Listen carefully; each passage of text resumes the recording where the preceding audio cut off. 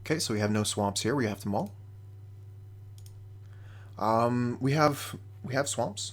We'll keep this. We'll throw one swamp back probably. We could also throw back one of our Lazotep Reapers, but I want to hold on to those. And we'll have a turn 3 play if we miss on land.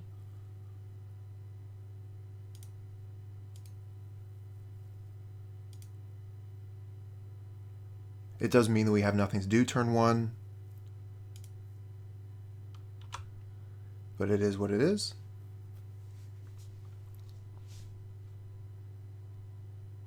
Okay, Secluded Steppe could mean quite a few things, probably Boros Monarch. Okay, we get Lurching Rotbeast.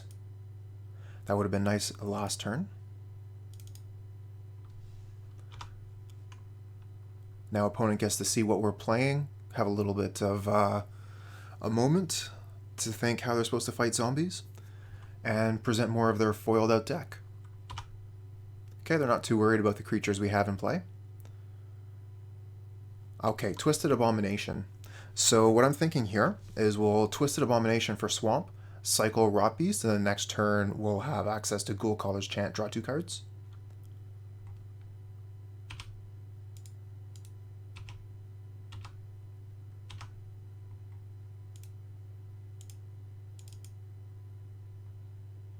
Oh, cool. Swamp cycling can grab Witch's Cottage. That's good to know for later. We can cycle the Rotbeast at the end of the opponent's turn. Might as well hold up black mana so they don't know if we have like a Defile or something.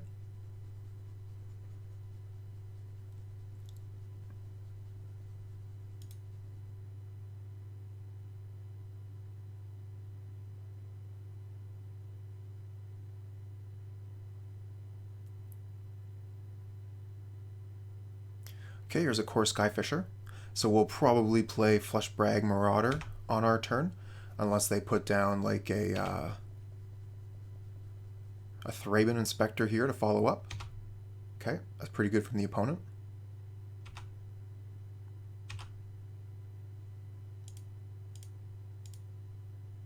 We're going to have a little bit of trouble getting through that wall of creatures there.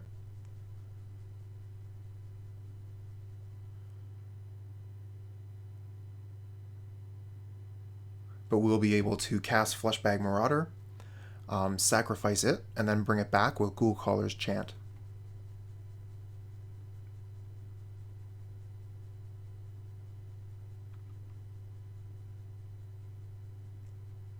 We could also cast the Fleshbag Marauder, sacrifice the Lazotep Reaper,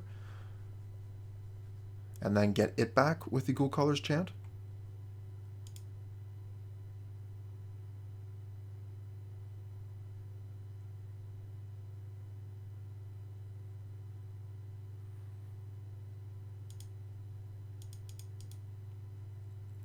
So they'll just sacrifice the Thraben Inspector here.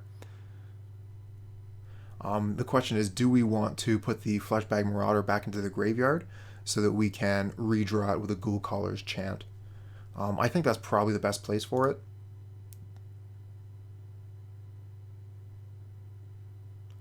And we'll get back the Lurching Rotbeast as well.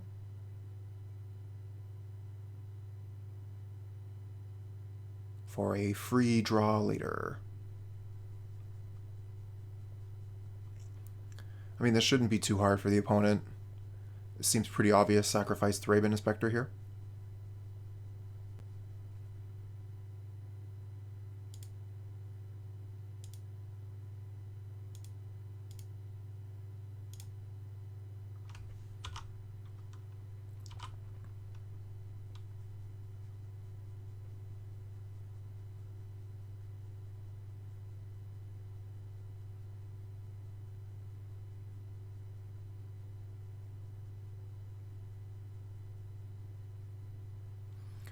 We can start building a wide board.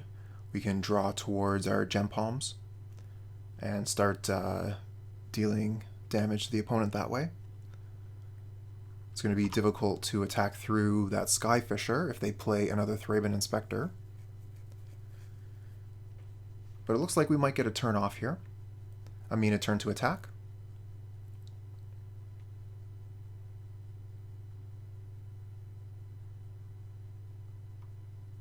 Okay. Let's start with Fleshbag Marauder.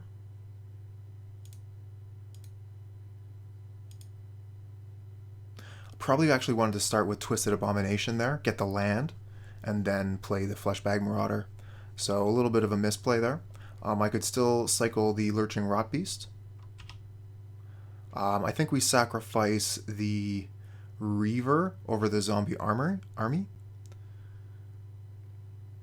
So the question here is, do we value the 1/2 or the 1/1 token that can grow with the other Reaver? The main reason I'm thinking about sacrificing the Reaver is that it's better if we get another Ghoulcaller's Chant. But if we get that anyway, we're going to have Rotbeast in the graveyard. So I think we can just sacrifice the zombie army here.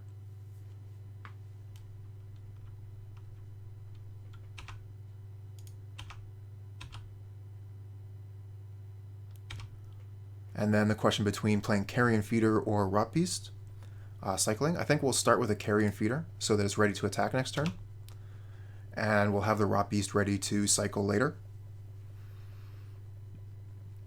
A little bit disappointed about my miss on the Twisted Abomination there.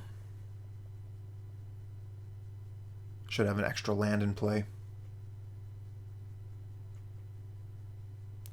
Okay, Serrated Arrows. That's interesting. You don't see that very often. That's actually a card that I play in my my Pauper Boros Monarch deck. So they're going to kill the Carrion Feeder first, which means Fleshbag Marauder is good to go very soon. Let's see here. Put a -1/-1 counter. Jeez.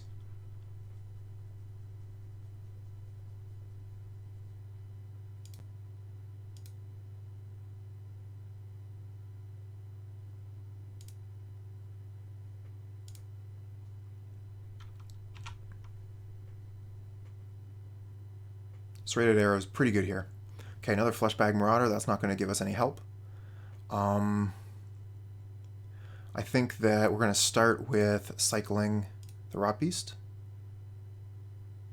Actually, we could cast that as a 4/2 and just start attacking. It would eat 2 Serrated Arrows tokens, which means the Fleshbag Marauder wouldn't get got. Maybe we'll just cast the Rotbeast here. Problem is they have 6 cards in hand. They could absolutely have Lightning Bolt, Galvblast. I think I would rather play the Reaver and get a pair of threats out.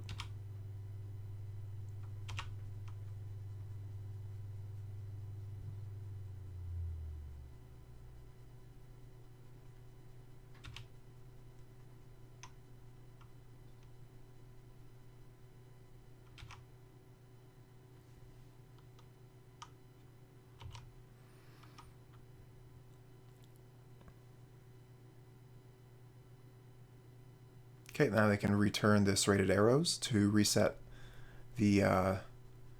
Oh, maybe not. Okay. Gempalm Polluter, fantastic.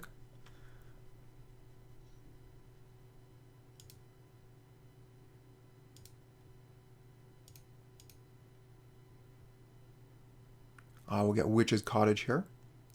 And we'll put Fleshbag Marauder back on top.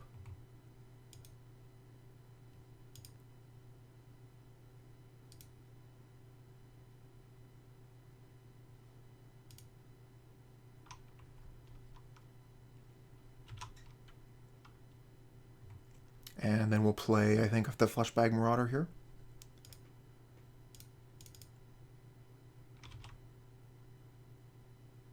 Probably sacrificing a zombie army again. They'll have Serrated Arrows to kill our Fleshbag Marauder. We'll have another Marauder to kill their Core Skyfisher.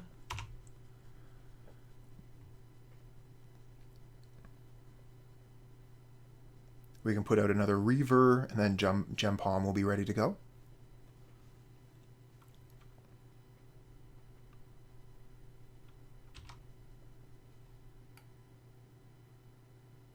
Okay, they have another Core Skyfisher here, so they're going to be able to rebuy their Serrated Arrows.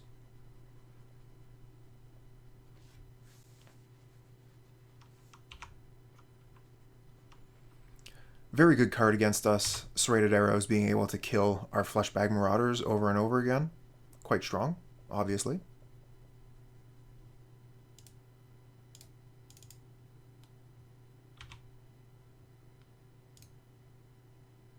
Probably should have sacrificed the Fleshbag Marauder there.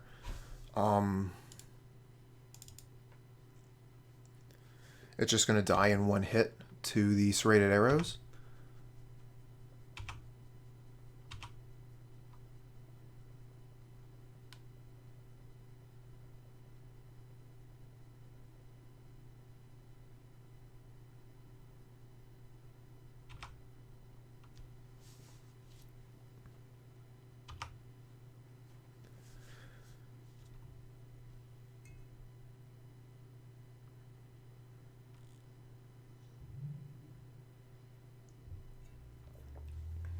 Oh, and Bojuka Bog to eliminate our Tasty Graveyard there.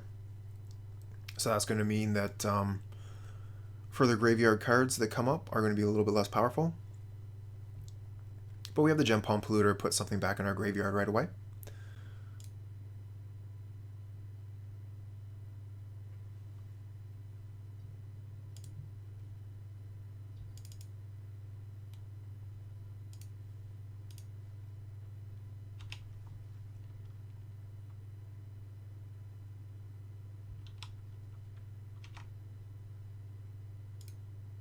And we'll Witch's Cottage, put the Gempalm Polluter back on top.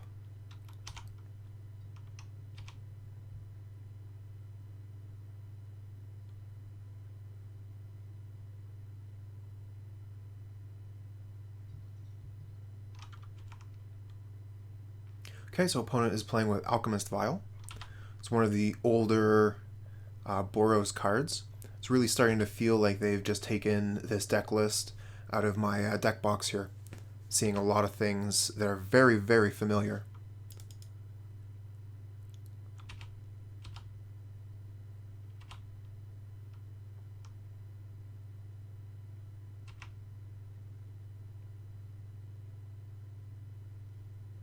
Okay, so we'll cycle the Gempalm again. Draw a new card.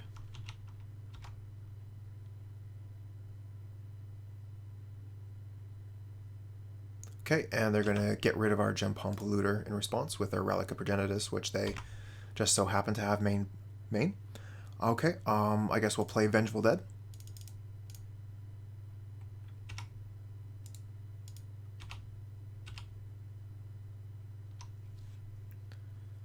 And that'll mean whenever one of our zombies dies, the opponent will lose a life.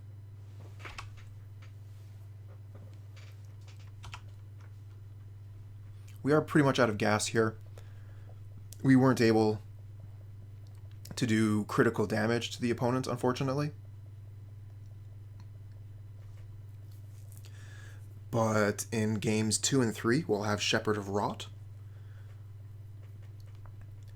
We are going to have to watch out for Galv Blast, of course. But Shepherd of Rot will make games 2 and 3 very, very different and very fast.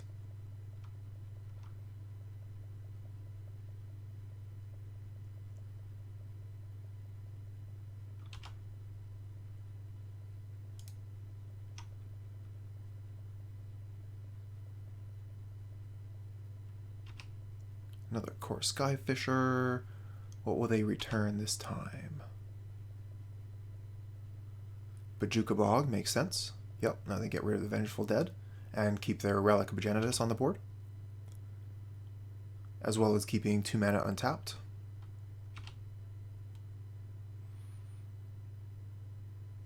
So this game is pretty much over at this point. But might as well keep on playing. We've got more cards in the deck. Let's make them kill us. We will have to play a little bit faster though, that being the case. Let's get a giant regenerating threat. We have 1 mana left over to regenerate it with. Main problem card for this is going to be Journey to Nowhere, but it will take a pair of spells otherwise to take it off the board. And if we get to untap with it, it'll be very difficult for the opponent to take care of. I mean, sure, a lightning bolt will take it out of combat, but they'll need more than that to take it off the board.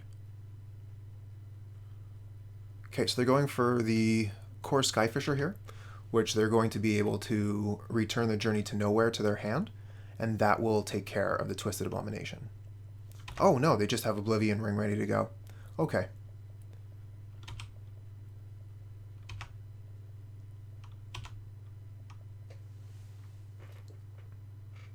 Raise my hopes and dash them most expertly. Okay, what do we get next? Okay.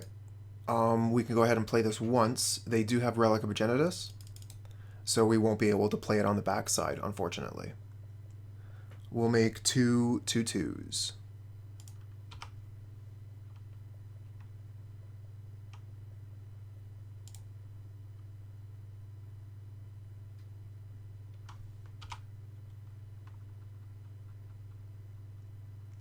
So this is one of the reasons why the deck is not playing Grey Merchant. We do have a board here, but there's no black pips on it. So with Moan the Unhallowed, it's not necessarily a great card to be playing. Okay, Serrated Arrows are back. They're going to be able to kill our zombie army. And the Core Skyfisher, what was that going to return? Probably just the Prophetic Prism? Yep.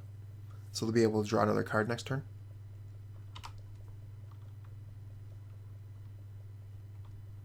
Can't really attack into a pair of 2/3s with our 2/2s, but we can definitely cycle our Gempalm Polluter here.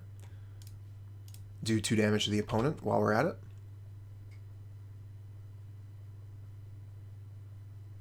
And draw a new card.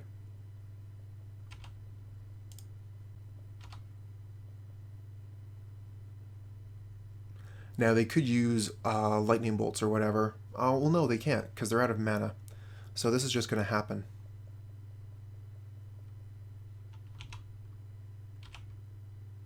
Ghoulraiser. Unfortunately, there are no targets in the graveyard for the Ghoulraiser to raise.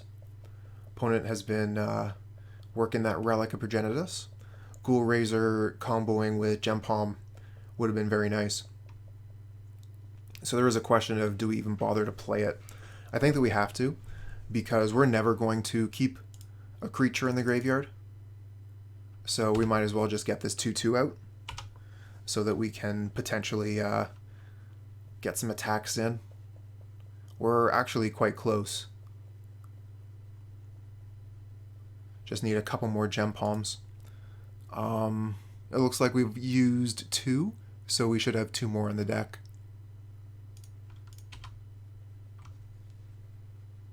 We'll just hit 6 here. We don't need priority at any point during our opponent's turn here. We're empty-handed.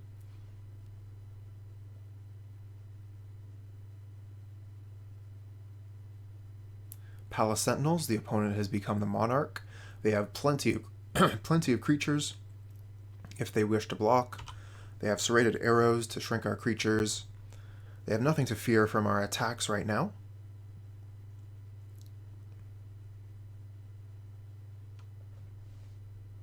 Lurching Rotbeast. I suppose we just cycle that. Do we have any real use of a 4/2 on the board?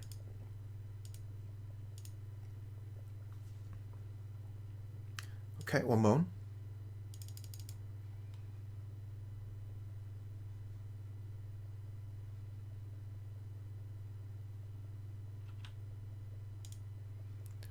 And they'll get rid of Moan during their turn with a Relic, so we won't be able to flash it back. We don't have nearly enough mana to cast it and flash it back, that's for sure. We don't have any good attacks, so we'll just pass the turn here.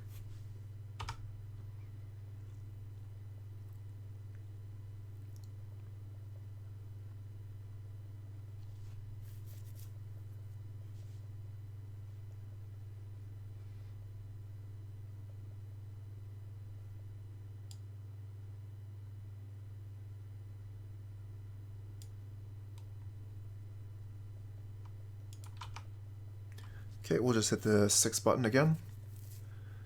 pass priority. We have no cards in hand. Nothing we can do here, so we'll just let the opponent run out their clock. We are still presenting pressure. If we draw one more Gempalm, we're golden.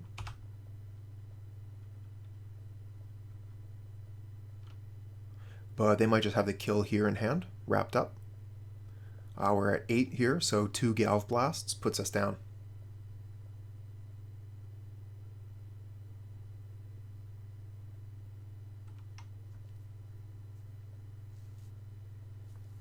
There they are. Okay. Let's bring in those Shepherds of Rot.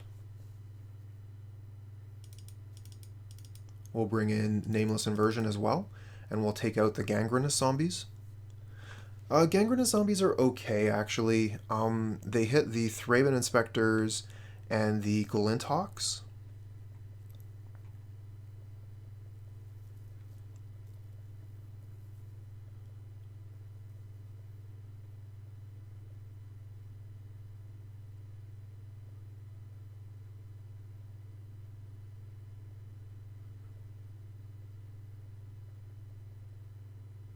I think that we might take out the Caretaker, one of the Ghoulraisers. We're going to look at eliminating some of our graveyard synergy. Opponent was ready for it right in the main deck. They probably have some more graveyard hate in the side. So we're not going to be able to count on anything coming back. We're going to really kind of focus on the Shepherd of Rot.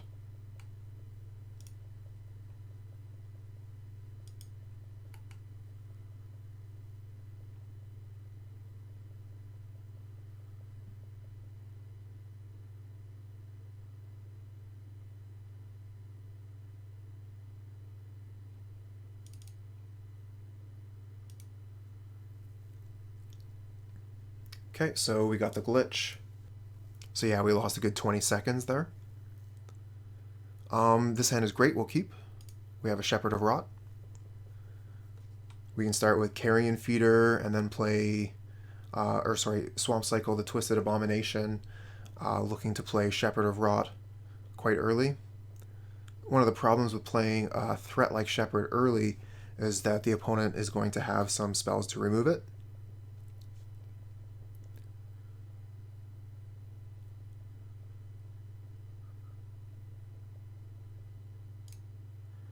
But one of the choices we can make is to play it on turn 2 so that we can start getting value out of it immediately.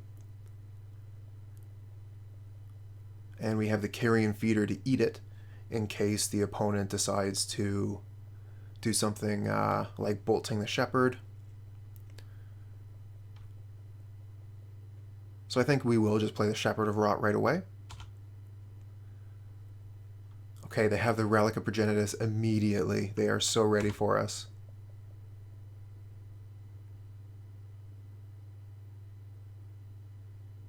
Another Twisted Abomination, not really what we want to see here. We'll play Shepherd of Rot, attack for 1, and pass. If they try and kill the Shepherd, we eat it with the Carrion Feeder.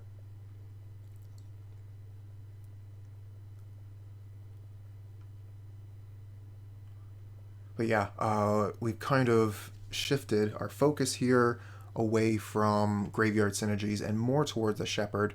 Looks like they might have the removal spell for it, though. They do. Okay, so we'll eat it.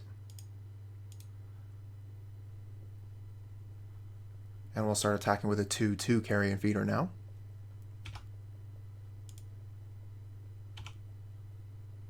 We might actually look at playing the Rotbeast. Oh, a 3rd Twisted Abomination. Thank you, deck. We can go grab Witch's Cottage if we want. The Relic of Progenitus is really going to put a hamper on that. But we can get it to kind of like give them a little bit to worry about. We're going to hold on to the Rotbeast here. We're going to play it next turn. We want to be putting on pressure with creatures with a large amount of power and see if we can overwhelm their removal. If they're really focusing on the relic here, we have a chance.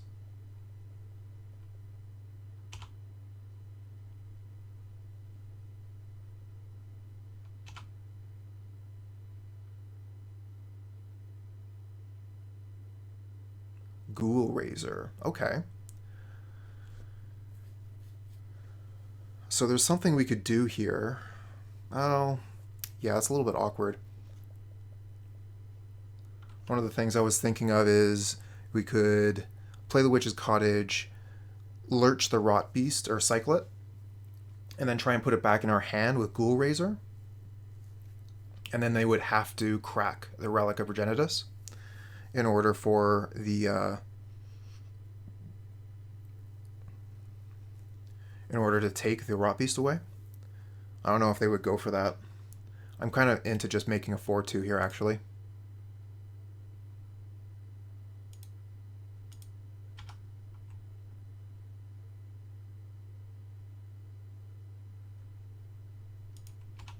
If they kill the Carrion Feeder, though, I'll use the Ghoulraiser.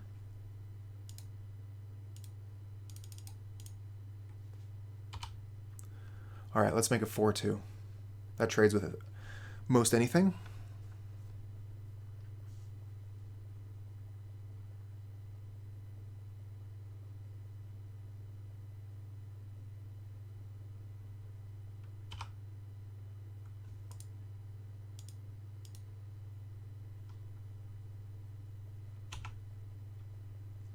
So they're going to return the relic here or one of their lands? One of their lands, okay.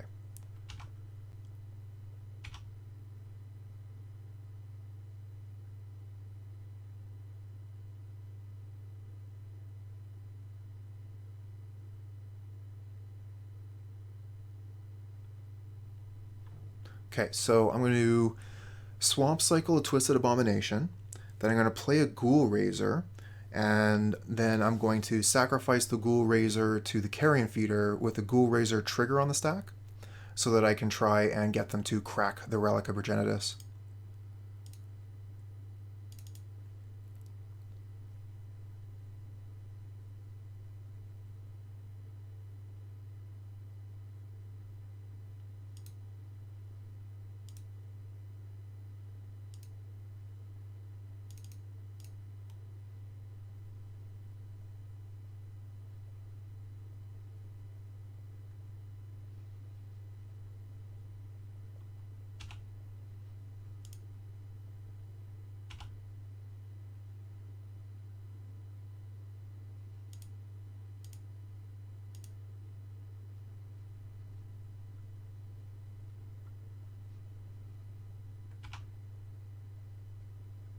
Okay, cool. So we just got a +1/+1 counter on our Carrion Feeder for free there.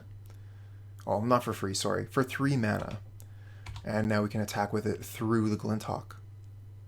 Lurching Rotbeast, we just trade with a Glinthawk. Oh, they have Prismatic Strands. Prevent all black damage. Okay. It's going to be a hard one to play through. Hopefully we'll find another Shepherd of Rot.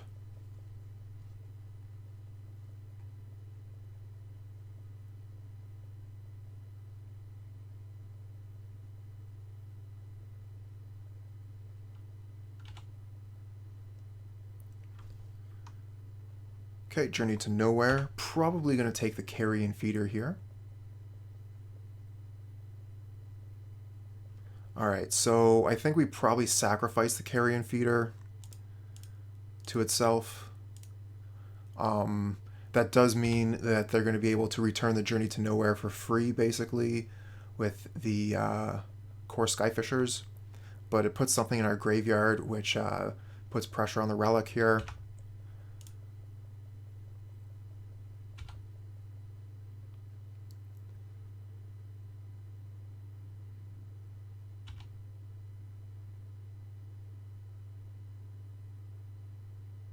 Another swamp. 1, 2, 3, 4, 5, 6. So we're 1 off on the Twisted Abomination. Okay, we'll start with a Swamp Cycle. Then we'll play the Ghoulraiser and see if we can get him to crack the Relic.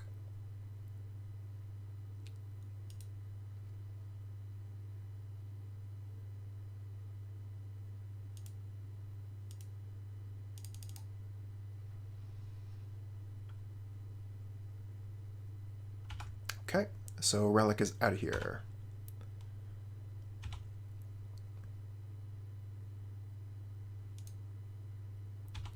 We're going to attack with Lurching Rotbeast. We can get it back in a minute with Ghoulcaller's Chant.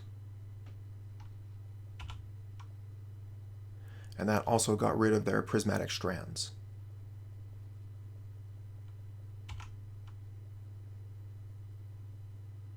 Huh. I think we just skipped through the opponent's turn by mistake. Okay, that was a pretty bad draw off the top, unfortunately.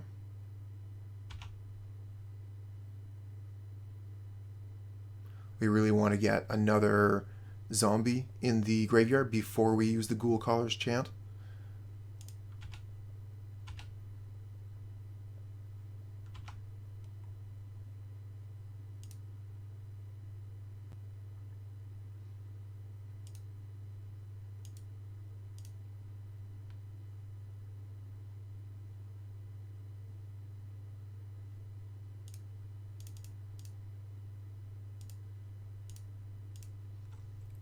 Well, that's what we would have wanted, but we need to apply pressure, so we're doing what we have to do.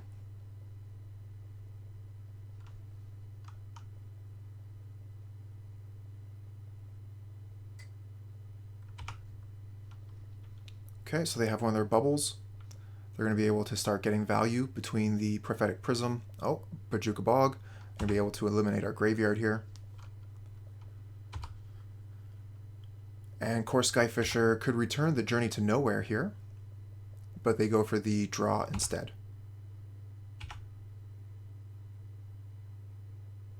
And we get another swamp. Deck, we have too many swamps.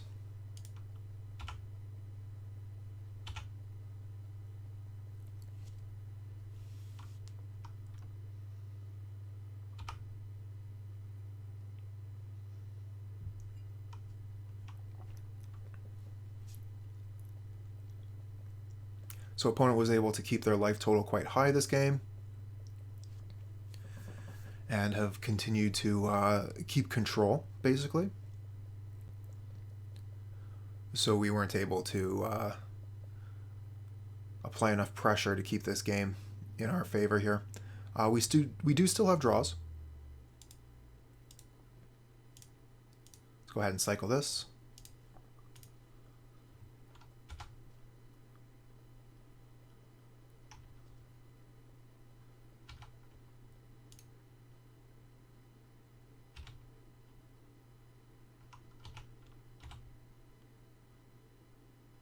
Get another Gempalm off the top, okay.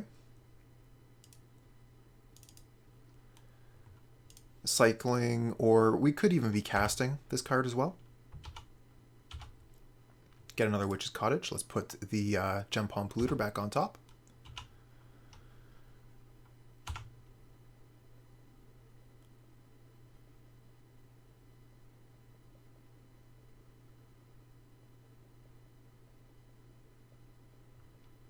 Opponent might have wanted to use the Relic of Progenitus to stop us from putting Gempalm back on top, but I don't think that that is really a misplay.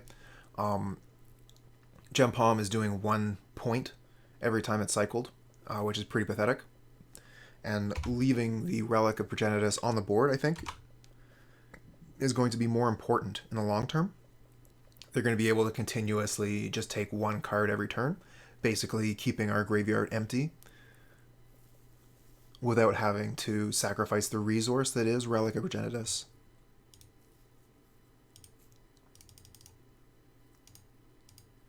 So we're going to cast the 4/3. It's bigger than what they got. It will allow us to start attacking.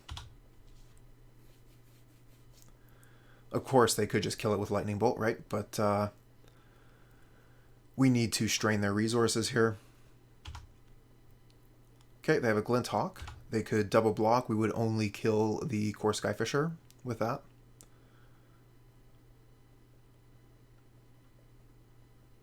Oh, what is this? When Custody Squire enters the battlefield, each player votes for an artifact, creature, or enchantment. Return that card to your hand. Okay, interesting. So it's a little bit like a Core Skyfisher, except costs way more mana and has 1 more power.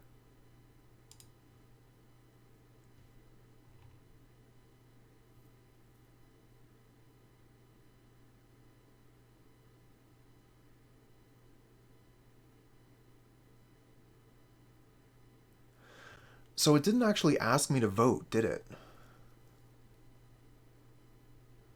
Well, okay, because there was only one card in the... Oh, it's the graveyard, not what's in play. Okay, well that makes all the difference then. Interesting. So this rebuys a card from your graveyard. That's kind of cool. Okay, Crack Clan Shamans, they're going to be able to basically wipe the board. But if they do that, they're going to sacrifice their board as well.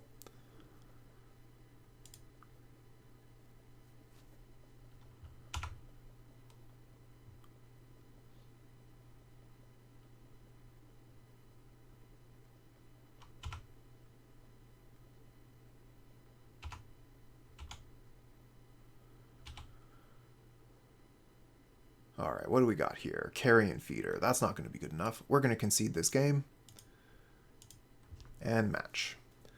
One land hand here on the play. Not something I'm really in for. We do have Twisted Abominations for Swamp Cycling and Lurching Rotbeast to draw a card, but quite risky here, and if we don't find that second land in the first two cards, we're in a ton of trouble. We're going to mull. Again with a one land hand. Come on, deck. But we have the Ghoulcaller's Chant to return the Lurching Rotbeast here, and I don't want to go down to 5.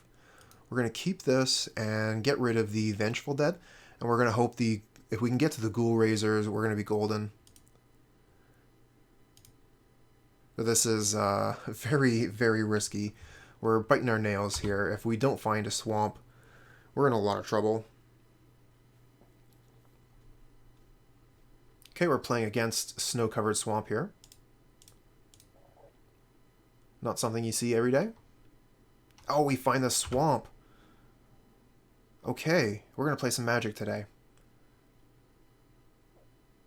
Infernal Caretaker. Okay. So if we can find another swamp on top, we can put that down as a morph. We'll probably start with a Ghoulraiser, though, if we get that opportunity. And if we don't find swamp on top, then we'll probably end up Ghoulcaller's chanting for the Rotbeast, just so we can draw another card and take another look for another swamp.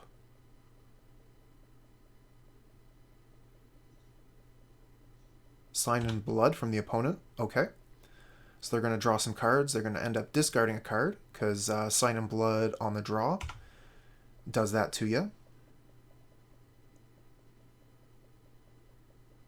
Let's see what they discard here. Give us a little bit more information about what we're up against. But it's probably MonoBlack control. Baron Moor. Okay, so we get another Ghoulcaller's Chant here. So we've missed the land. We'll start with an attack.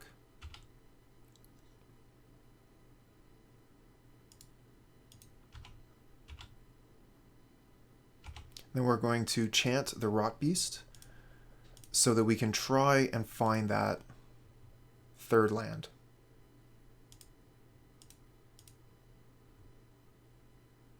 Nope, no luck. Okay. So we lost out on some value there. We missed the third land. But, I mean, we still got 2 lands here. We can still get there. Okay, Phyrexian Rager, so that's a wall for our little dorks here. And we miss again. Okay, we're just going to have to do the same thing, unfortunately. Look for that land.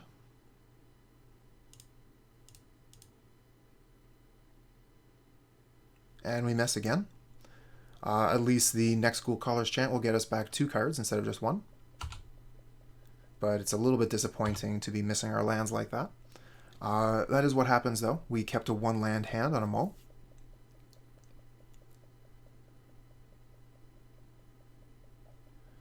And the game is still quite fine here. The opponent is signing in blood over and over and over here. But they're not discarding this time. And that witches are going to be pretty good against some of our cards. We miss again.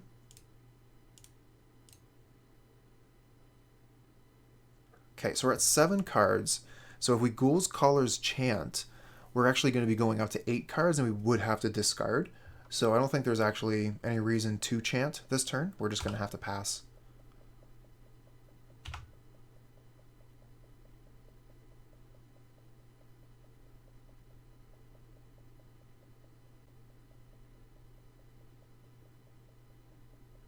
Okay, here's a Thorn. So the opponent now has the Monarch.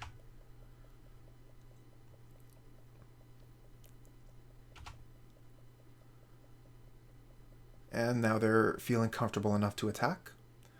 We could double block the Rager here, get it off the board.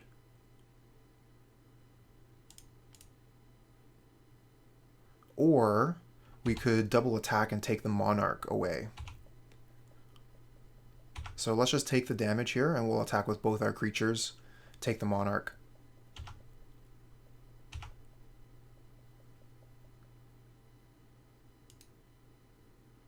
Okay, we're going to return 2 zombies, see if we can finally find that land.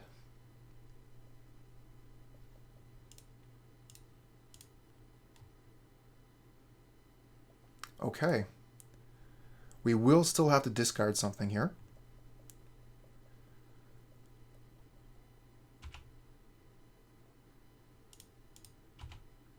Actually, taking the Monarch, we're going to have to discard 2 things. Okay, they go off the Reaver. That makes sense. Zombie army can be killed with the witches later. But we were just going after that Monarch so that we could potentially draw into another land. We're going to discard one of our expensive spells here. Probably the Moan.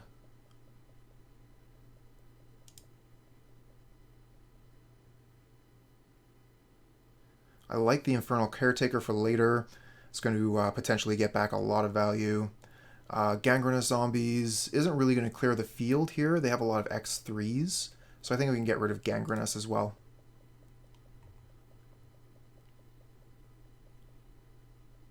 Interested to know why the opponent is playing Snow-Covered Swamps. Is that some kind of flex? Okay, they're using the Chittering Rats here. So we're going to start with a cycle of Lurching Rotbeast. We get a Witch's Cottage, okay. And then we'll just put Moan of the Unhallowed on top.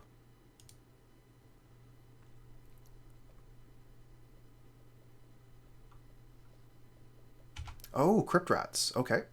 So they're threatening to wipe the board.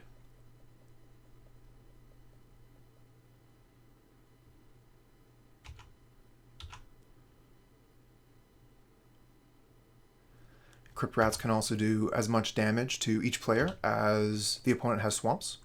So they could do 6 damage to both of us, putting them at 6 and us at 7.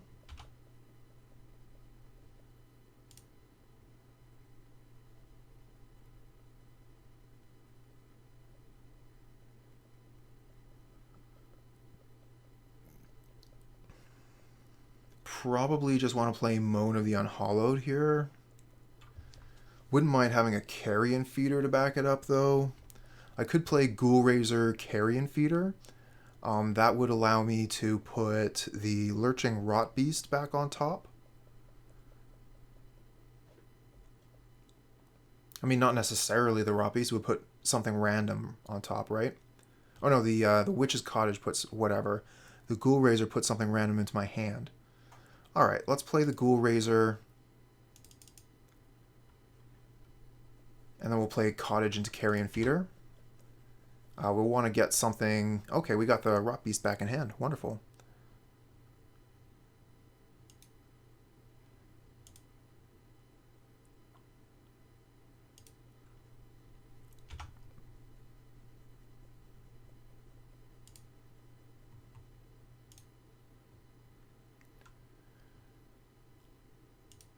Right, so the goal was...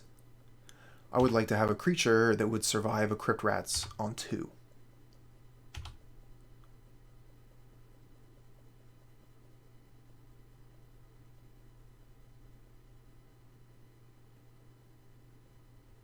Okay, they have Oubliette.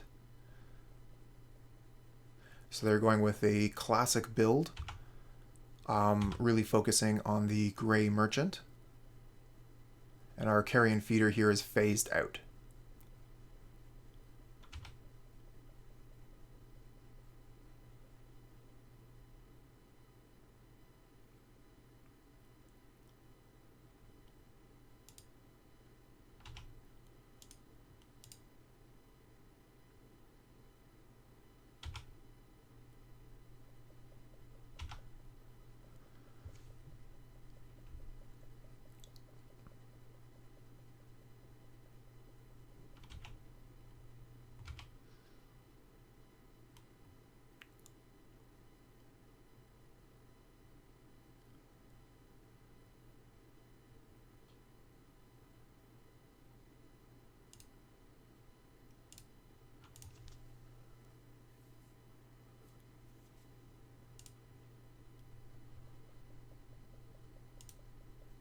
Alright, so we're going to put out Moan of the Unhallowed here. It'll give us a couple creatures which will be pretty decent at blocking what the opponent has going on, and maybe entice them to activate the Crypt Rats for 2. And then we could end up playing a Fleshbag Marauder, for example. Opponent does have 6 cards in hand right now, so they're going to have access to a ton of action. Yeah, Grey Merchant here is that death? Almost. We go to 1, and then Crypt Rats kills us.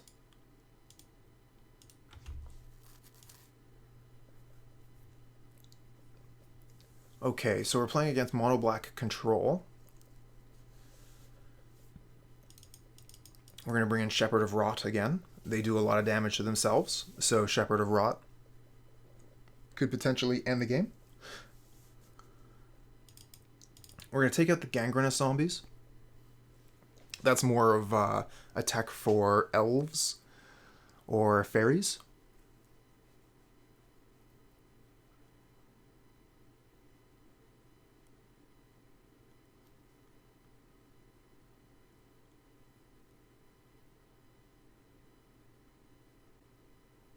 I think I like most everything else that's going on here.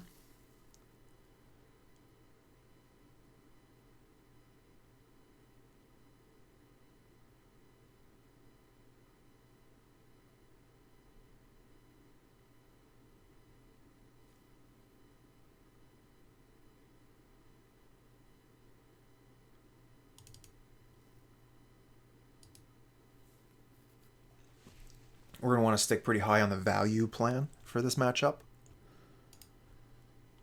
Okay, 1 land hand. Come on, deck. Okay, here we go. 2 land hand. We have Shepherd of Rot. Not great, but I mean, it's a 2 land hand. We'll get rid of one of the Moans. Moan is actually a very good card in the matchup, but we just don't have the time. We have a 2 land hand, so let's keep our cards that we can cast, right?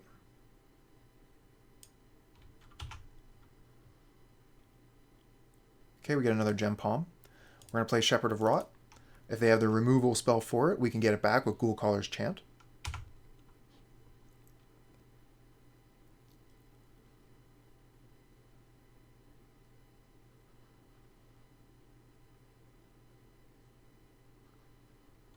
And they're casting Sign in Blood. So once again, they're going to discard a card with their Sign in Blood here.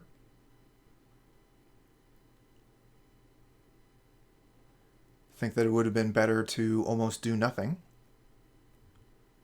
Okay, so we miss on land, unfortunately. Let's go ahead and attack, and then we'll cycle Gempalm. I think we cycled Gempalm first in case we get land, so we could play Carrion Feeder and then activate Shepherd of Rot.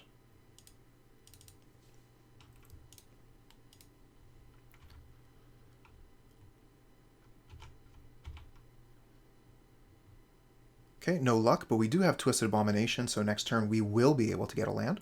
Alright, let's just attack this turn. And we're looking pretty close to getting our value train started here. We did stumble a little bit on land here, but I don't think we're going to stumble much more. Okay, Chittering Rats. That would be a great way to get someone to stumble.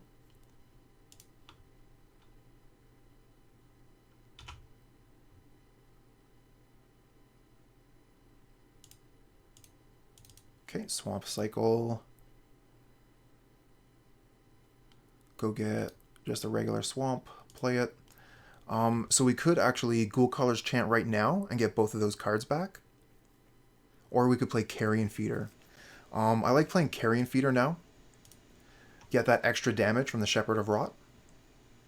And then we can Ghoulcaller's Chant next turn and get that Swamp from Twisted Abomination.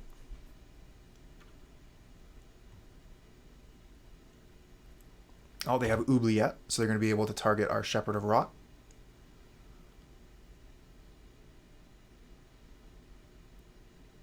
So we'll activate it first. And then we'll sacrifice it to Carrion Feeder so we can put it back in our hand with Ghoulcaller's Chant.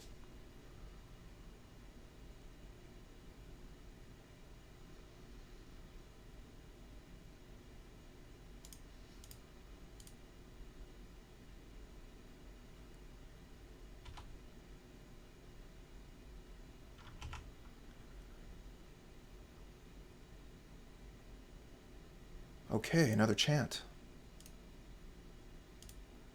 Let's get Shepherd of Rot and Twisted Abomination.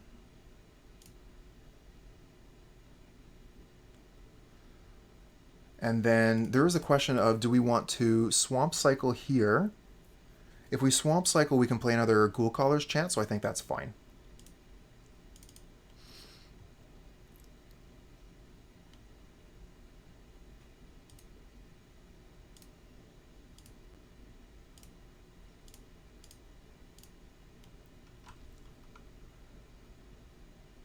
And we are not going to attack. I don't want to throw my Carrion Feeder away for their Chittering Rats.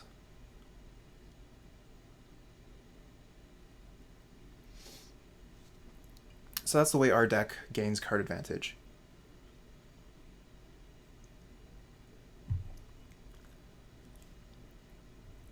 Ah, another Oubliette.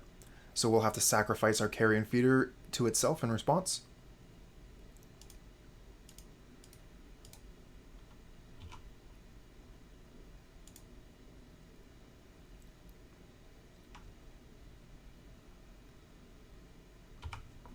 Those Oubliettes are going to be sitting around on the board, just holding up Black Devotion for the Grey Merchant.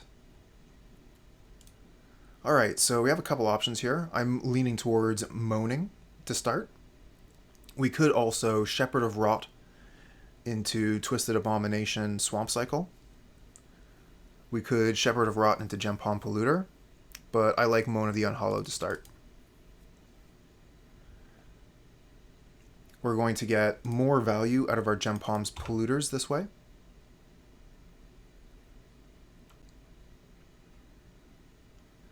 And the Twisted Abomination can get us that much closer to flashing back the Moan.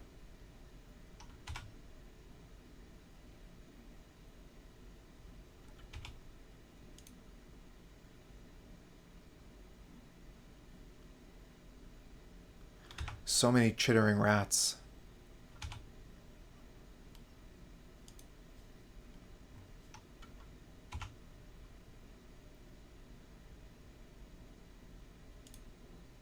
Okay, we're going to cycle the Gempalm first so that we can guaranteed get our hands back on the Shepherd of Rot.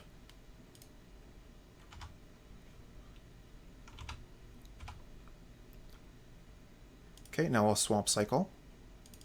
And then we'll play Shepherd of Rot. And I think this is the point where we get the Witch's Cottage, so we can put Gempalm back on top.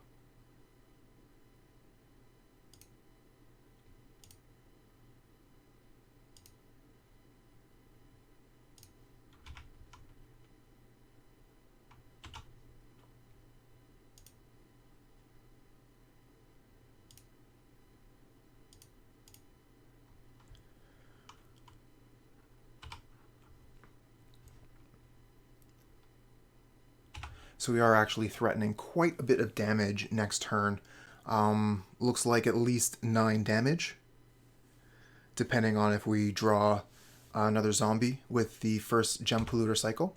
Oh, but they got the Grey Merchant right on time here. This is going to be a huge swing. Now our Shepherd of Rot is quite the liability. So we're not really even interested in using it the same way anymore. And our Gempalm Polluters are kind of looking funny.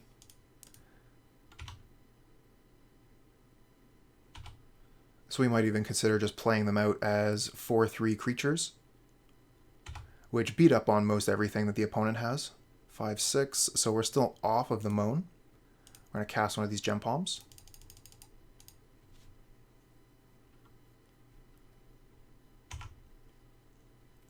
And we can no longer conceivably use the Shepherd of Rot. If opponent has another Grey Merchant here, we're toast. But there's nothing we could do to play around that.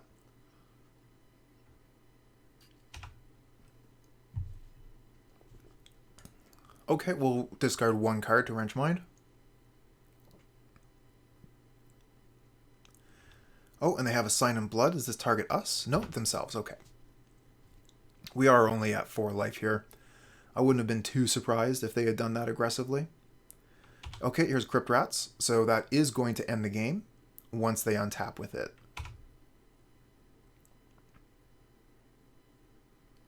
Fleshbag Marauder.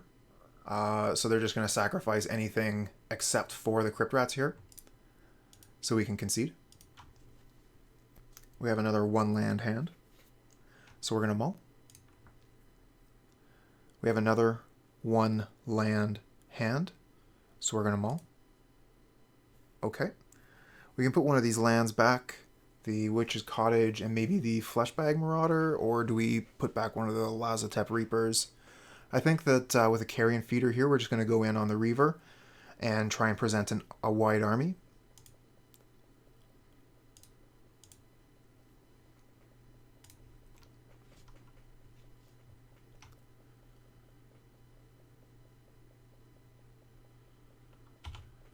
Preordain off an island.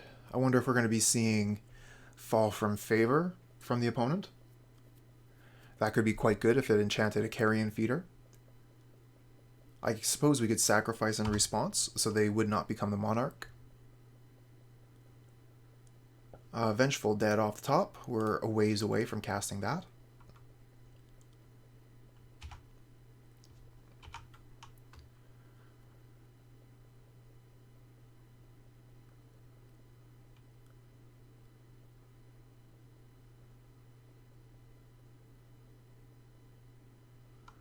Okay, Chainer's Edict. Let's get rid of our Carrion Feeder. Unfortunate timing that we were just about to play a Lazotep Reaper.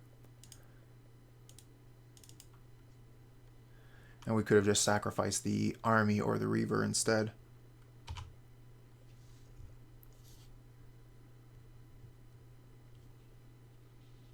Well, that's just one of the things about being on the draw versus the play.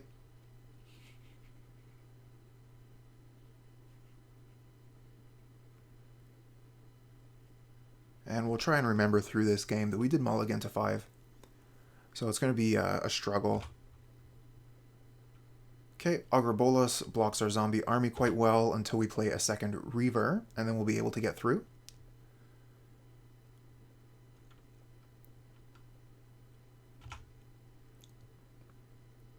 What do we get off the top here? A Moan. Okay. So we're going to need another land before we can cast either of our spells here. But in the meantime, we can attack, get through 1 damage.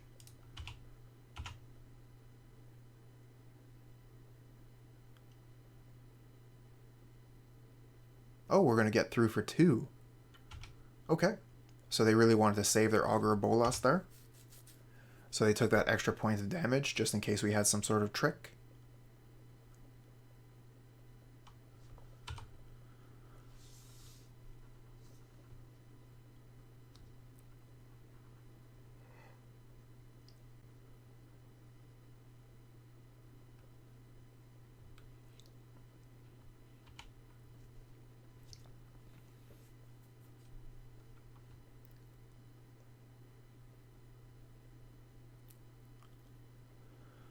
Okay, they're going for another swamp here. So they probably have removal spells in hand. Okay, Ghoulcaller's Chant is interesting, but we need another land here for the Moan. So unfortunate that we just have to attack and pass here. Definitely not into Ghoulcaller's Chant for Carrion Feeder alone. Okay, opponent takes 2 and we'll pass. Once they start killing our creatures, then we can use the Ghoulcaller's Chant. Not the zombie army, though. Zombie army, that's just a token. It's gone forever now.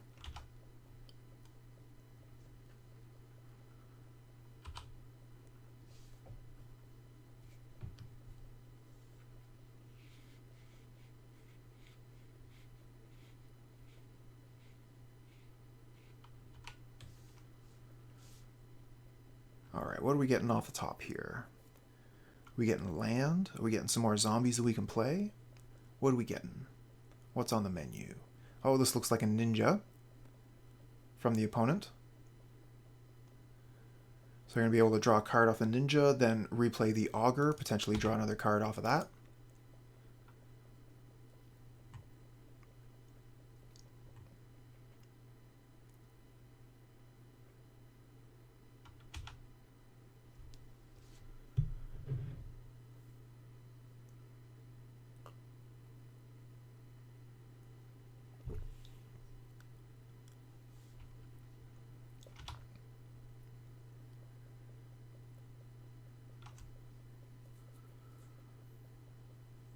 Okay, and they have a Prohibit in hand. Okay, so we found the land here. So that means we can Moan, or we can Vengeful Dead. More into the Moan here. Let's make a pair of 2/2s. They block the ninja quite well, and we can attack for 1.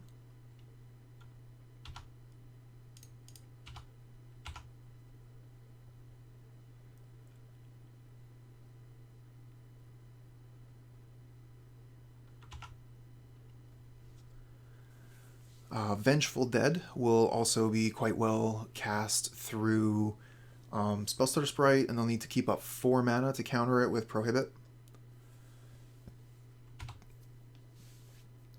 Once we get to 7 mana, we can flashback the Moan.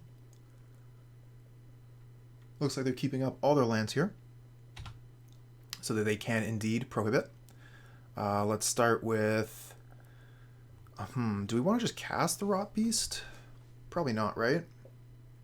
Probably cycle it.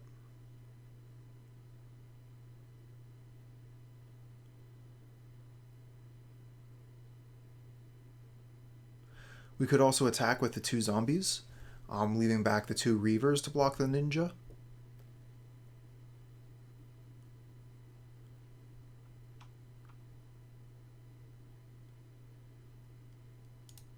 We're going to play the Vengeful Dead, see if they'll use that Prohibit on it.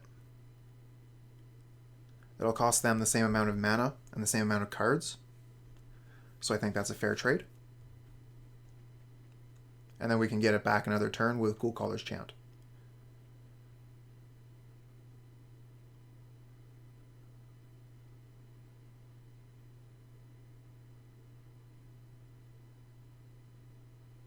Okay, here's the Prohibit. So there is the question of, do we attack with the 2 zombies? I'm going to, and I'll hold back the 2 Reavers so that we can block the ninja, the Deep Hours, with the 2.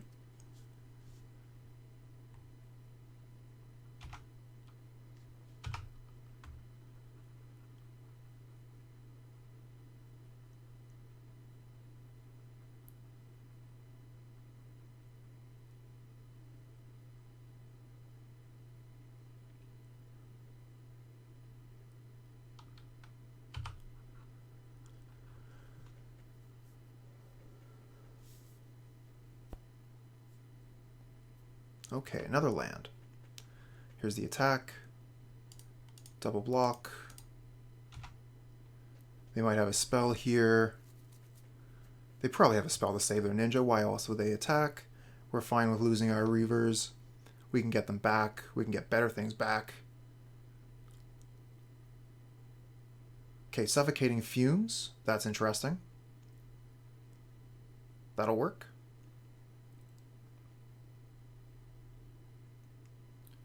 And they still have enough for a Spellstutter Sprite.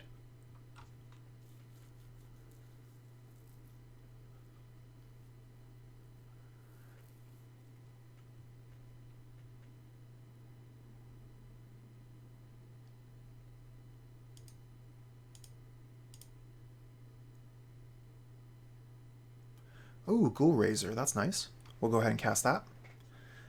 We could put 1 card on top as we do that. Let's just go ahead and raise.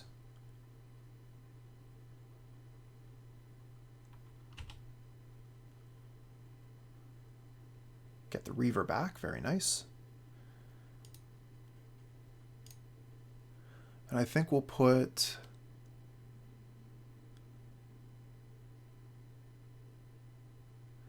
do we want to put the Vengeful Dead back on top? I think we don't want to put anything back on top.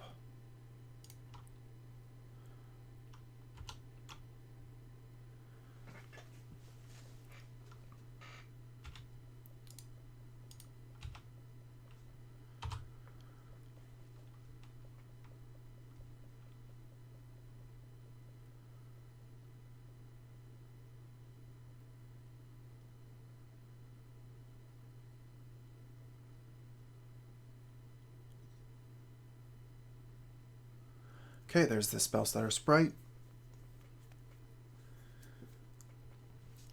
They're casting it now to be able to go ahead and get some more damage coming at us from the air. It's also another good way to put a ninja onto the field. Oh, here's a Chittering Rats from the opponent. That's a bit of a surprise.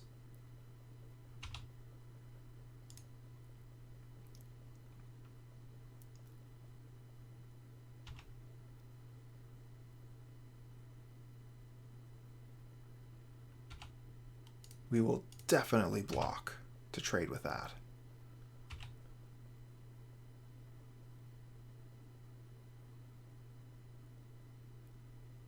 Alright, let's see if we can Ghoulcaller's Chant now. They probably have another Spell Stutter Sprite, so let's start with the Reaver.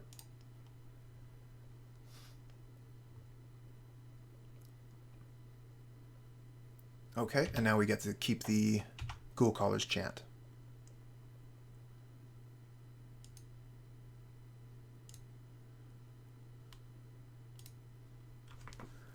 I think that I probably want the Ghoulraiser and one of the Reavers back. Although the Rotbeast wouldn't be too bad, we can just draw a new card. We can cast the Reaver, so we'll take that. I think it's better than a random card we cannot cast.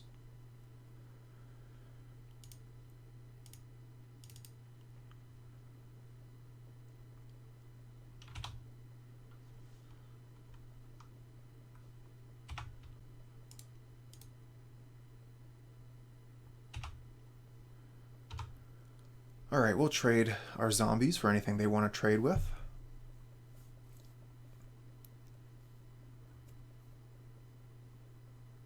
Okay, that makes a lot of sense. Yeah, we'll get one of their Spell Stutter Sprites. Oh no, that's a punt. I forgot to switch the Spell Stutter Sprite over so that it would take damage first. So there should be one fewer sprite on the board. That was my mistake.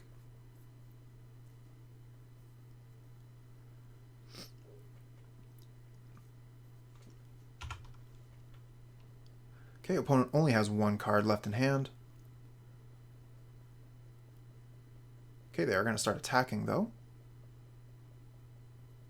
If that last card in hand is a ninja... No ninja. Okay.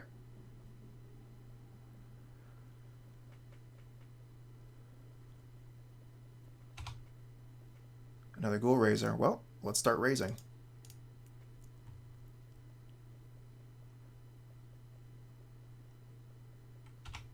Is it something we can cast? Nope, we miss on that. Okay, so if we attack with both, we can get 1 damage through. Attacking with a zombie army is very risky. I think we don't attack at all. We'll just pass.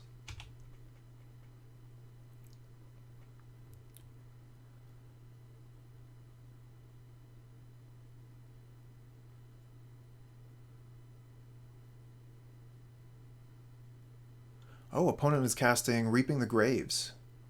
So they get to return 2 creatures from the graveyard. The Chittering Rats and what? And the Ninja the Deep Hours. Okay. That was an amazing final card in hand from the opponent. Fortunately, we just so happened to not play into it. If we had gotten another Lazotep Reaver, for example, from the Ghoulraiser, things would have been very different. So then you're going to attack with a Spell Stutter Sprite here, switch it with a Ninja, and then they'll be able to Spell Stutter a low casting cost spell.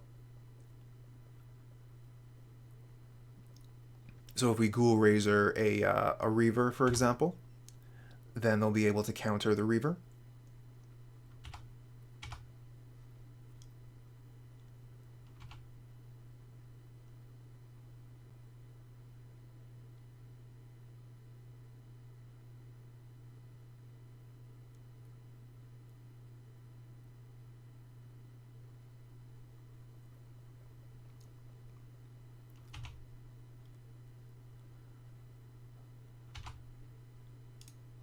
So I appreciate the combo of Ninja the Deep Hours and Chittering Rats. It's doing a lot of work to both draw cards and stifle the opponent's card draws. Alright, let's take a moment here to consider, do we want to play Vengeful Dead?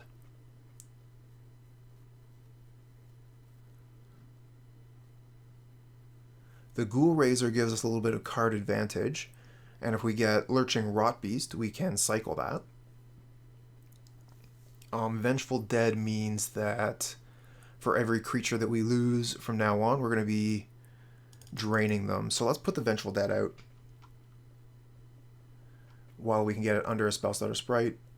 And do we attack here? I don't think we do. We'll just pass, hold up blockers.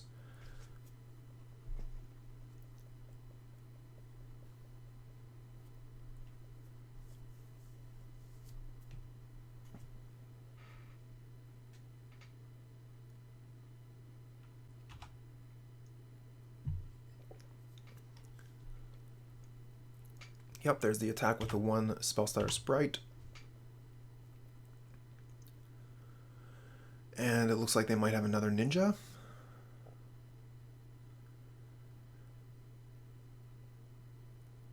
Okay, that's super good for the opponent. They're getting quite a bit of card advantage. And every time they return a fairy, that's another counterspell back to their hand. That is difficult to deal with.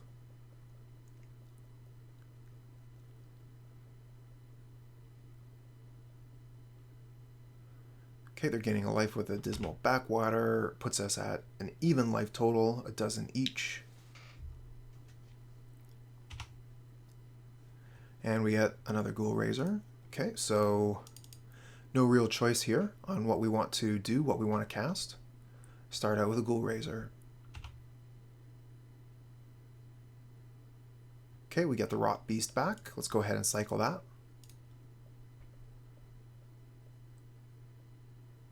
And we get another Ghoulraiser. Okay, okay. We're just going to pass here.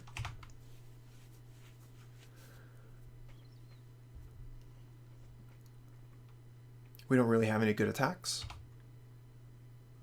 And they're just going to throw out a Spellstutter Sprite. So they're going to have a little bit of an easier time countering 2-drops later on. And this Spellstutter Sprite can start attacking in the air, doing us some damage without letting us block.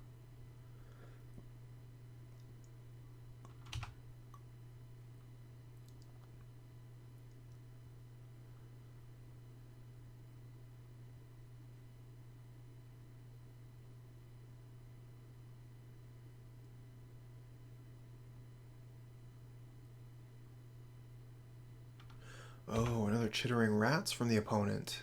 Okay. So this is going to put one of our cards back on top of our library, effectively nullifying our draw step. I think that Ghostly Flicker would actually be pretty good from the opponent here. Wonder if they're playing any copies in their deck. Okay, here comes the combat step.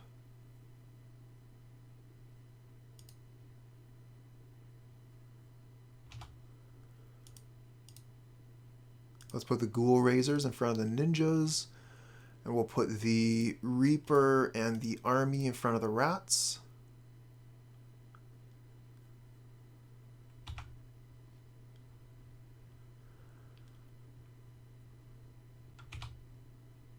Okay, we trade with some of their creatures, and then the Vengeful Dead is going to trigger, so the opponent will lose life.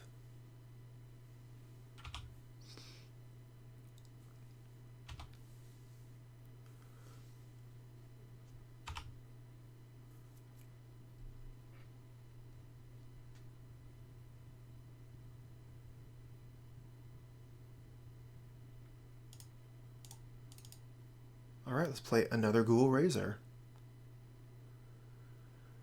Would be nice if we had one more land so we could be double spelling. Okay, we have the Lazotep Reaper, but opponent has other Spellstutter Sprite in hand, ready to go. So if we cast this, they would just counter it. No reason to do that. Let's just pass the turn.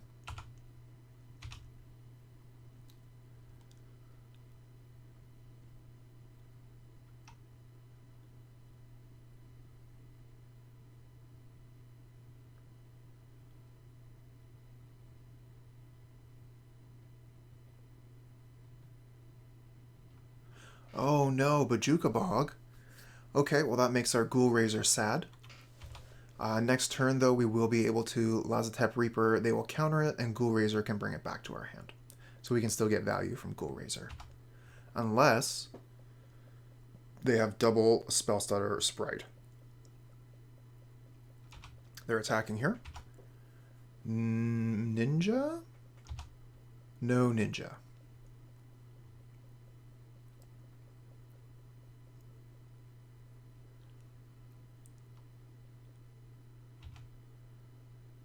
Okay, we get a Gempalm Polluter here. Start out with the Reaver. Actually, cycling the Gempalm Polluter I think would have been better. We could have cycled the Polluter and then Ghoul-raised strictly the Polluter back. I think that would have been way better. Would not have given them a chance to Spellstutter Sprite. I was kind of stuck on what my play was from last turn, and I didn't take the time to consider how my play could change. And here I'm being quite stiffly punished for my misplay. They have a third Spellstutter Sprite and are able to counter my Ghoulraiser. If I had just played the Ghoulraiser straight up, they would have had to play one of their Spellstutter Sprites without value. And now they have a Flying Clock. So it's going to be very, very difficult for me to find a way through this game.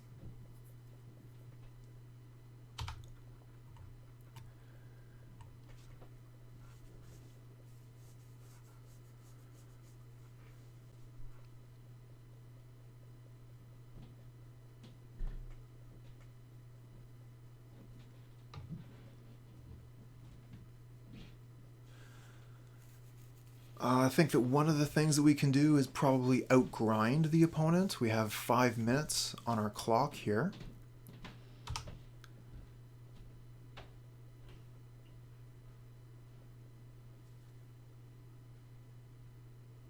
And we did get close with the Gempalm Polluter.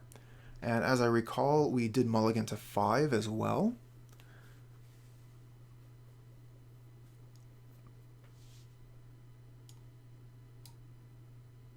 Yeah, we mulligan to 5 this game. So, good game.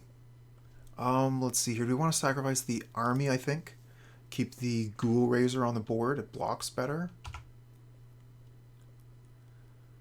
If they throw the Chittering Rats at us, we can trade.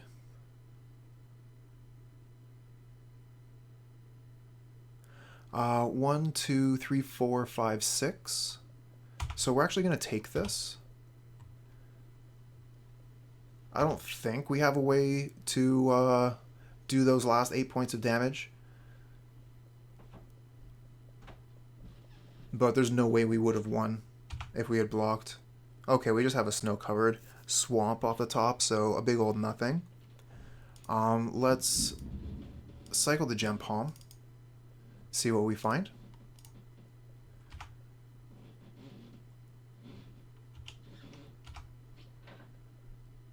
Probably another swamp off the top. Give me a break. Alright, so we're playing against the Faeries control deck. I think that I want Shepherds of Rot in this matchup. Duress. Do I want Duress? They're going to have like counterspells and stuff, but a lot of what they're doing is actually creature-based.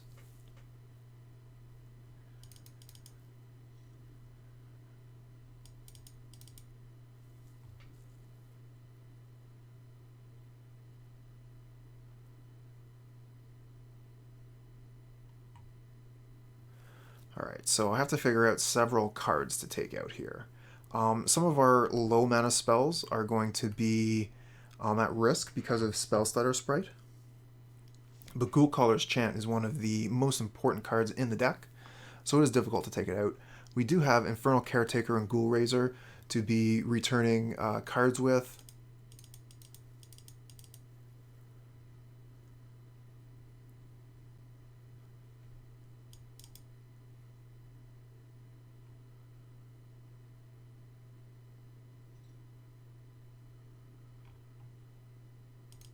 Okay, so we're cutting down a little bit on our 1 and 2 drops because of Spellstutter Sprite. We also have an extra Gangrenous Zombies. It's quite good at actually wiping their board. Most of their creatures have 2 toughness. Okay, so we've got the sideboard error. So we're going to have to restart Magic. So we have 4 lands. Shepherd and Ghoulraiser, we're going to keep this. We're going to be able to get the Shepherd in under Spellstutter Sprite because we are on the play. And if they manage to kill it, we can Ghoulraise it back to hand.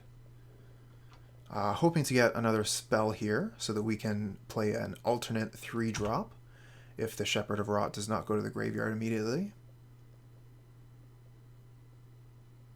Another swamp.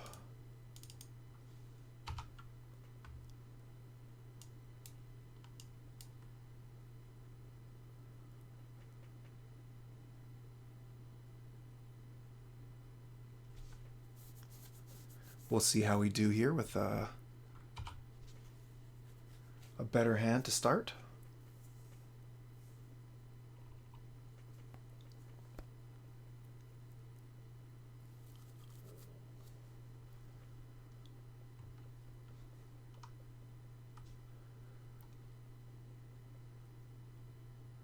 And spell, please.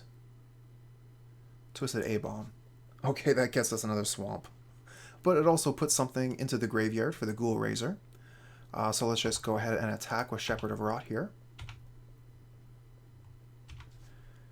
And then we'll Twisted Abomination, end of turn, and then next turn we'll Moan.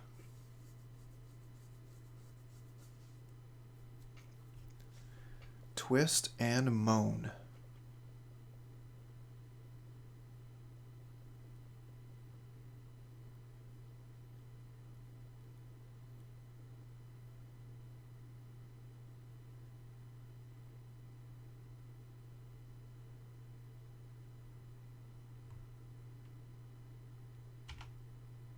Okay, it looks like they're passing here, maybe holding up Spellstutter Sprite. It looks like they were interested in removing the Shepherd of Rot there. Do we want Witch's Cottage? I don't think we want that yet. But then again, we have tons of swamps anyways, so we can get the Witch's Cottage and just start playing out regular basics. Gempalm Polluter, cool. So we're not going to attack here, we're just going to play the Moan. And hope they don't have actual counterspell.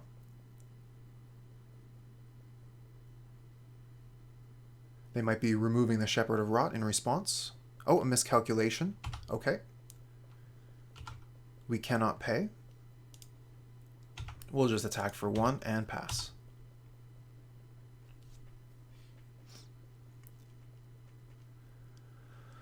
So next turn, we're going to probably play the Ghoulraiser. We're going to want to Witch's Cottage the Abomination back on top of the deck.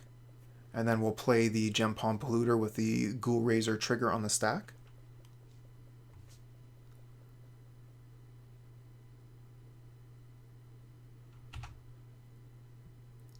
Augur Bolas, so we're not attacking with Shepherd of Rot anymore. And they got a Chainer's Edict out of it, so they can kill our Shepherd.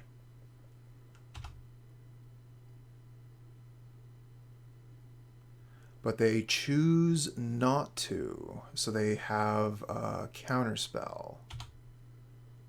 Okay. Another Twisted Abomination, huh?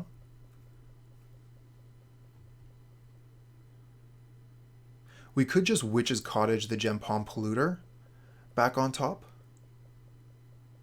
Either way, we're going to be putting Twisted Abomination and Gempalm Polluter back into our grasp.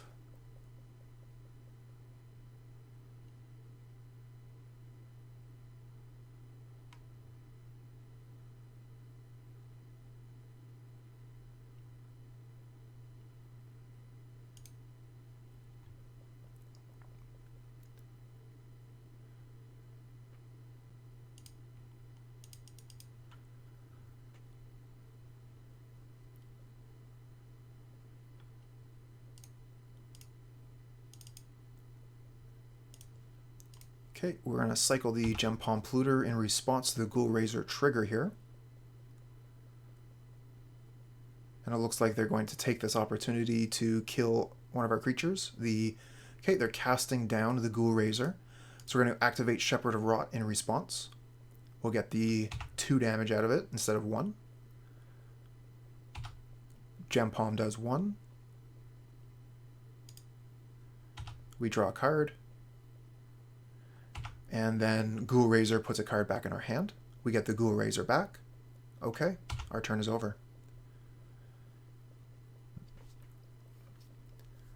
Not necessarily into playing Twisted Abomination next turn, not having a mana open to regenerate it right away, but we could double spell and put the Gempalm Polluter back on top of our library.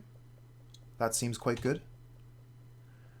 They won't be able to... Spellstutter Sprite are 3 drops, but it looks like they have a ninja here, so they're still doing their plan. They're going to be keeping their hand full of cards, keeping pressure on.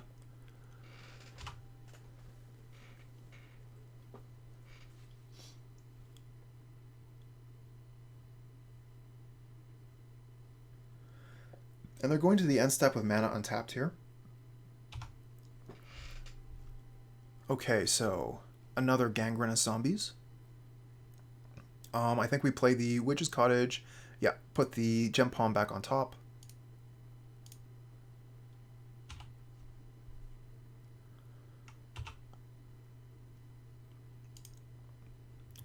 And then we'll play Gangrenous Zombies, I think, and then Ghoulraiser.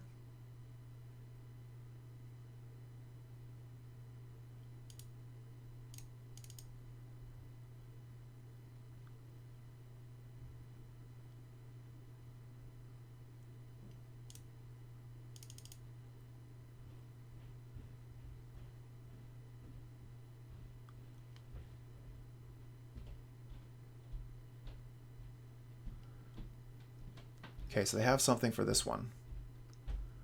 Looks like a removal spell. Yeah, cast down on Gangrenous Zombies. So we're going to go ahead and use the Shepherd of Rot in response. We'll each take 2. And we'll Ghoulraise again.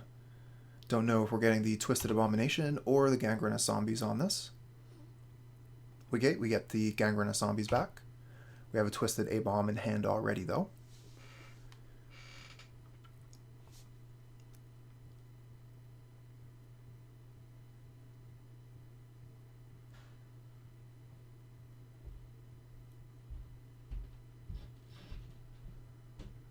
You know, I think without the Shepherd of Rot, we might have been able to time out the opponent, but with it, it's probably going to go to a win-lose.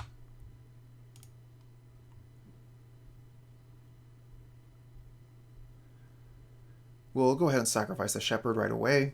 We have the Ghoulraiser ready to trade with a Ninja if they want to take that route, or they can use another removal spell and get it off the board. Okay, so they're going to be able to hit for 2 and draw a card with the Ninja. We're going to have a pair of Gangrenous Zombies to come up, or we can play the Twisted Abomination. I think we have the Gempalm on top of our library, so we're not going to have that land we're looking for the Twisted Abomination. So we're just going to 2 spell and play 2 Gangrenous Zombies here.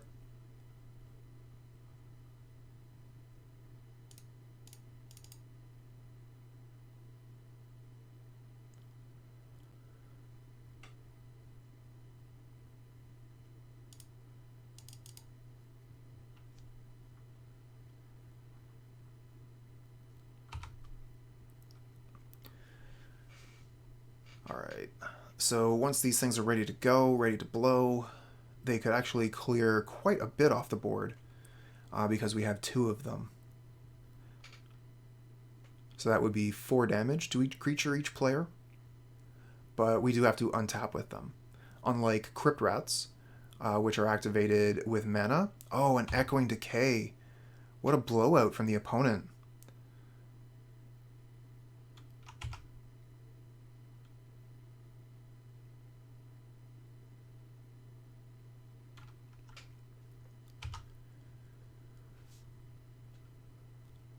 Okay, now we're in quite a bit of trouble. That Echoing Decay, 2 mana, 1 card, answered our 6 mana, 2 cards. Quite the coup for our opponent. Okay, we get a Moan. We'll go ahead and use that, and then we can pollute.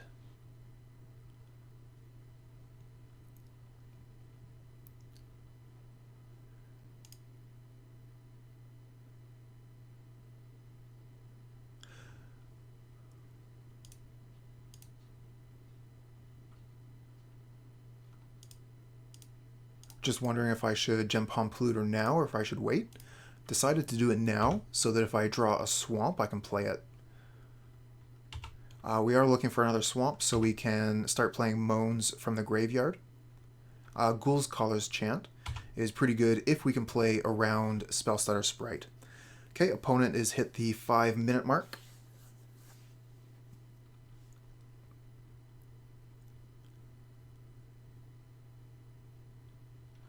And there's a Spellstutter Sprite. So they're really looking to get something down onto the board to create a clock. But they probably have another Spellstutter Sprite ready to go in hand.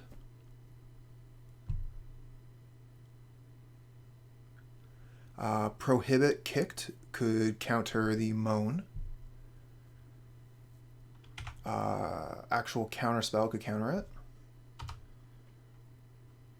Miscalculation is something we've seen the opponent play. That could counter it as well. Oh, Bojuka Bog from the opponent. That's very strong. That takes the Moans, the 2 Moans we had in the graveyard out of there. And it basically kills the Ghoulcaller's Chant.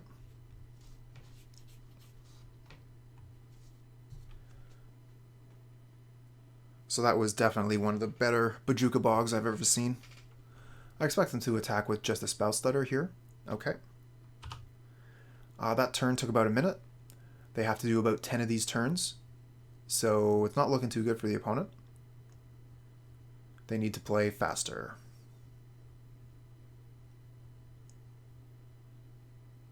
Okay, we get Vengeful Dead.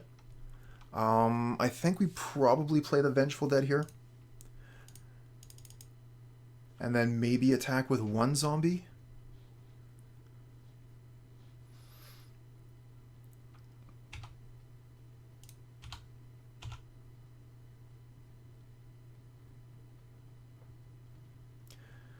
I don't think we want a swamp cycle here anymore.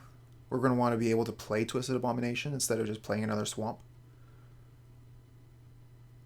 Although putting it into the graveyard for the Ghoulcaller's Chant wouldn't be the worst thing. We would like to get 2 cards out of the Chant. But at this point, just due to time issues, we're really looking at just surviving for the next few minutes.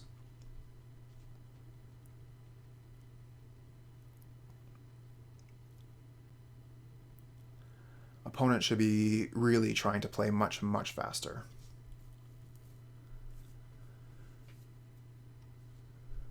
But they still have a lot of possibilities that could seal this game. Okay, we're going to put the Ghoulcaller's Chant back on top. Now, if they had had like a Crypt Rats or something, that changes the game entirely.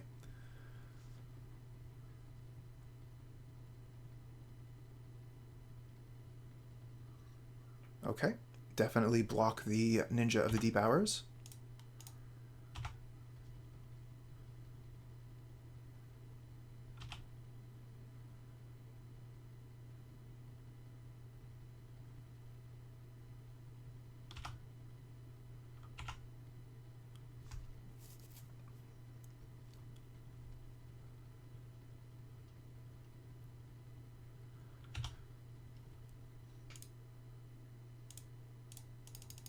Okay, we're going to go ahead and cast the Twisted Abomination, even though we don't have regeneration ready.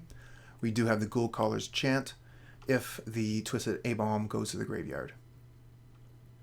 Do we want to attack here? I don't think we actually need to. Game isn't going to be about whatever the opponent's life total is. It's going to be about what our life total is. They have 2 minutes to do 8 damage to me.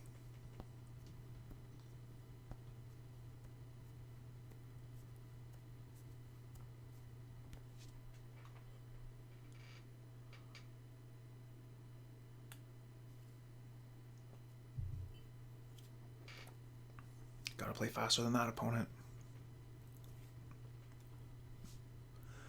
Here's an Augur. They'll be able to maybe draw a card.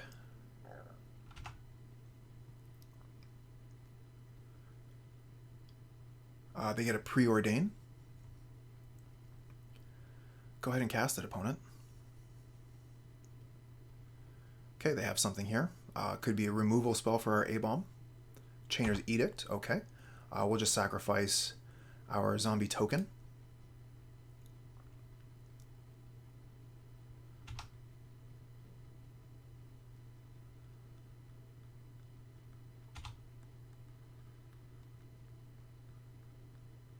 Probably just an attack with Spellstutter Sprite here. Yep, they have 1 minute left.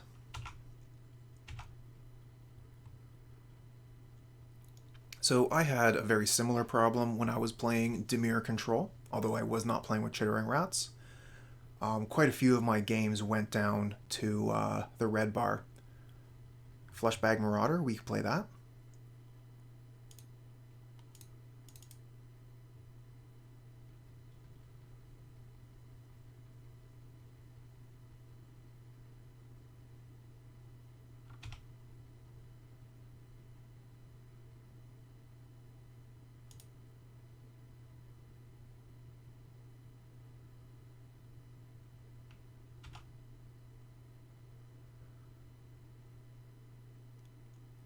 And we're just going to pass the turn again.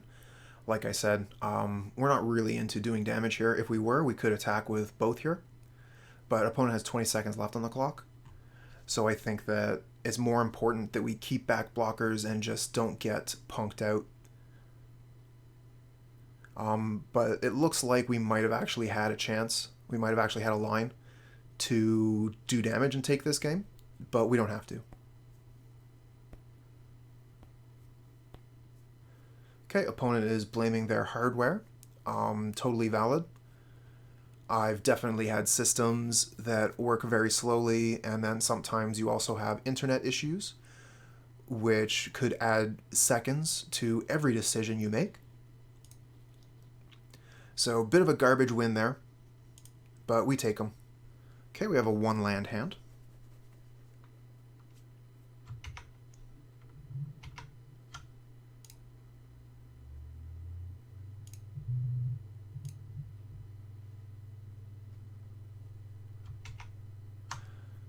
And we don't have any cyclers, we don't have any swamp cycling, so we're going to have to mull.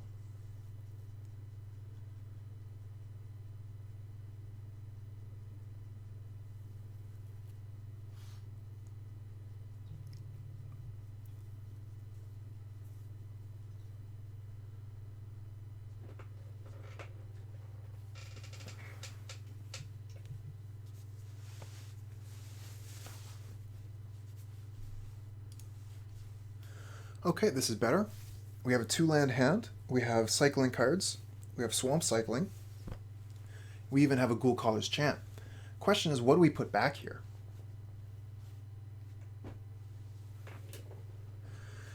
We might actually put back the Gempalm Polluter, just because we're going to be cycling, and then we're going to play Lazotep Reaver, and then we're probably going to swamp cycle and play Ghoulcaller's Chant. So yeah, I think that we'll keep and put back Gempalm. Would definitely like to keep Gempalm, especially with the Reaver in hand. But we need to just like look at what our line of play is going to be. Okay, so we found a Witch's Cottage. We can cycle the Rotbeast end of the opponent's turn.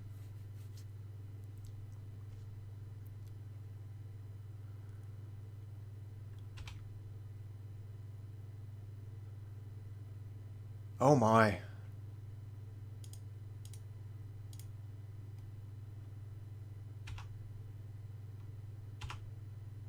Okay, so opponent is on land destruction. That's a problem. We're just going to play our land and pass. Oh, we should play the Witch's Cottage there. That's a punt.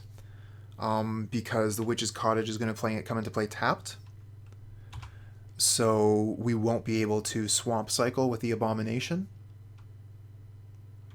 Okay, Reap and Sow, they destroy our land anyway. Play Witch's Cottage, pass.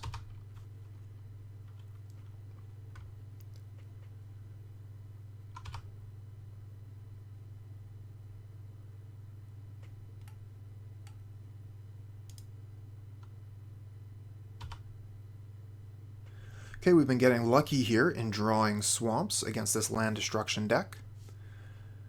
We do not play many lands here because of the cycling of the Rotbeast and the swamp cycling of the Twisted Abomination.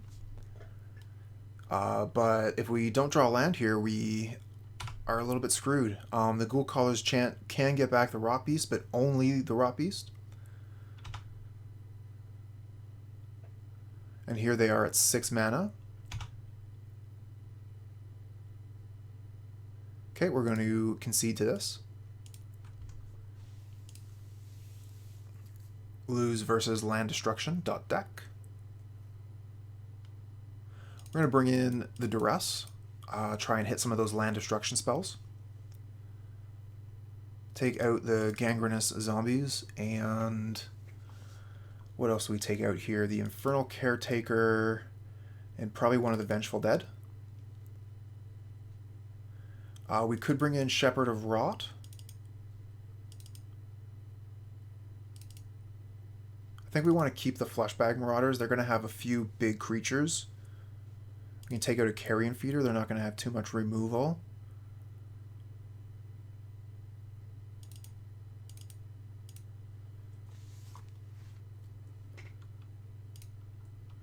Okay, so we have plenty of lands here. We'll keep.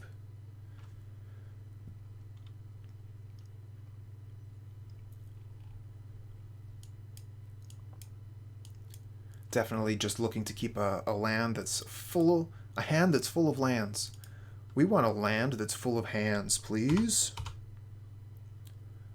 Be like Easter Island, but a bunch of hand chairs.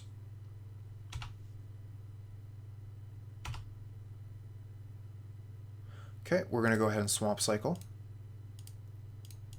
This will give us a card to get back with the Ghoulraiser.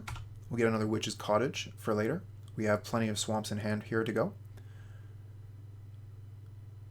And we can just swamp cycle for days if they intend on destroying our lands to start. Oh no. They know our plan. That's a pain. So now Ghoulraiser gets nothing. Another Twisted Abomination. Okay, so we could play a 2/2 for no value. We could Swamp Cycle Abomination. We already have a ton of lands. I think we just play the 2/2 for 3 for no value. Damn that relic. People are ready for graveyard interaction here.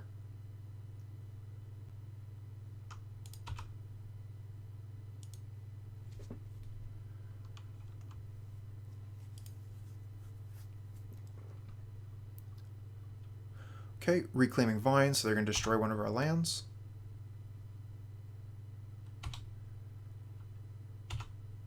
And they have Arbor Elf to make some big threats next turn.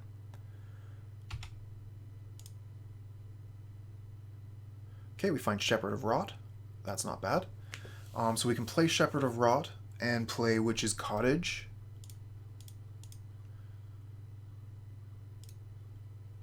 And then we just attack for 2.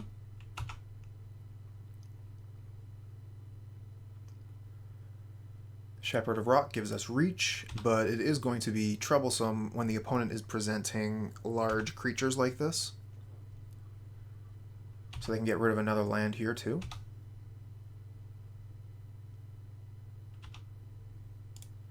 Fortunately, we have the Twisted Abominations to continuously get us swamps.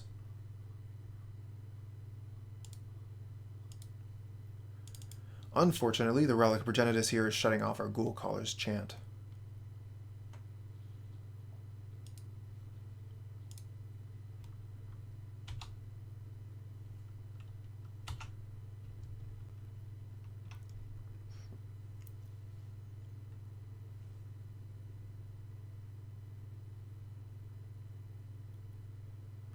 Entourage. So that's the Monarch. And it can block an additional creature if you're the Monarch. Cool. Yeah, deck from the opponent's really neat. I think that we're going to have to do a bit of research, find out what's going on with that deck, and maybe build it ourselves.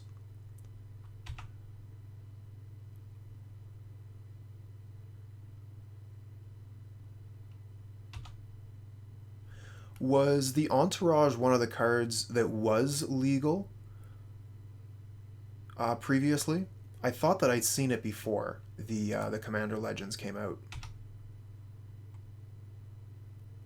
Another Shepherd of Rot. So we'll Swamp Cycle, play a Swamp, play Shepherd of Rot. We did miss out on 2 damage from the Shepherd of Rot earlier. Now we'll just pass.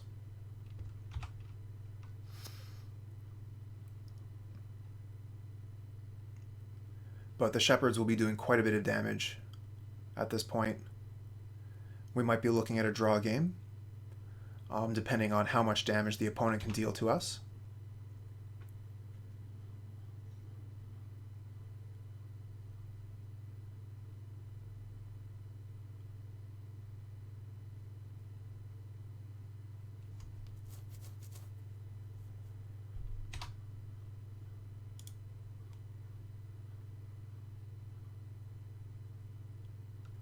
Unfortunately, we will not be able to deploy any of these further Twisted Abominations, but we might be able to get a Ghoulcaller's Chant to work.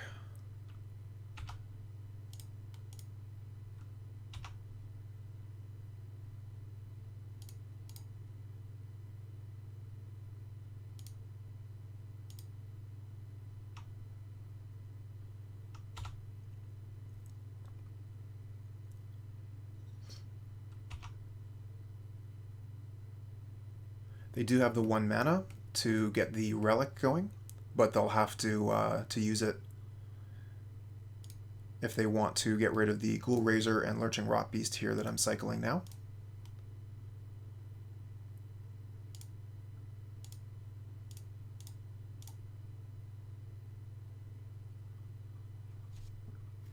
Okay, so bye-bye relic, and we get no value out of our Ghoulcaller's Chant.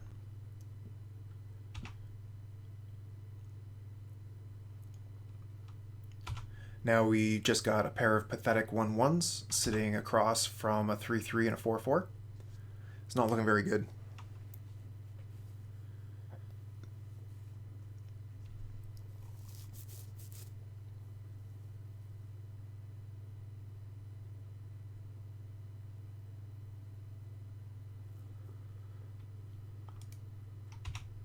Oh my. The Annoyed Altisaur. Reach, Trample, and Cascade. I mean, it's just cascading into Wild Growth, but wow. How are we supposed to deal with a 6/5 Trample? Alright. Opponent has definitely shown us what Magic is all about here. Big mana, big creatures, big spells. Let's go.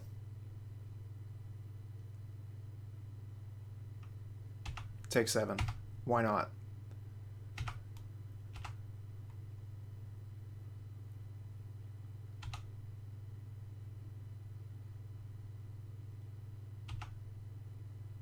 Oh, and they gain a bunch of life here with Weather the Storm. Okay, let's concede. Okay, we have a 2-land hand. We have Twisted Abomination to find us more lands. We're going to keep this. Unfortunately, it is a little bit awkward because we have a Witch's Cottage. We're not going to be able to play Carrion Feeder into Swamp Cycle. We're just going to have to play the Cottage and pass. It will be a little bit poor if we just happen to naturally draw a Swamp off the top. But I think that we have to play carefully here. So here we can play the 2 Carrion Feeders, and then next turn we can play the Twisted Abomination and Swamp Cycle. Or sorry, Swamp Cycle the Abomination. We're going to want to get a clock on the board here. And it's not like we can play the 3rd Swamp this turn anyway.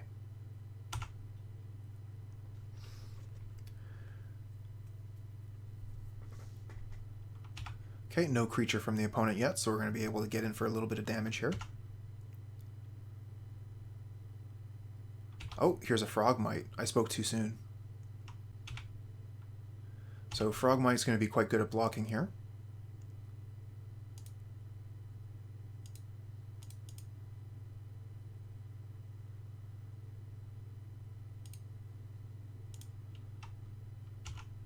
Okay, we'll just pass. Next turn we'll probably Gempalm and Ghoulcaller's Chant.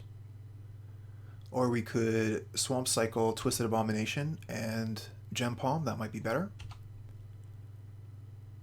We could also put out Gangrenous Zombies. I don't mind putting out Gangrenous Zombies here. Opponent is starting to present a board that we would not mind removing. And we would be able to save one of our Carrion Feeders as a 3/3. Okay, we got Swamp off the top.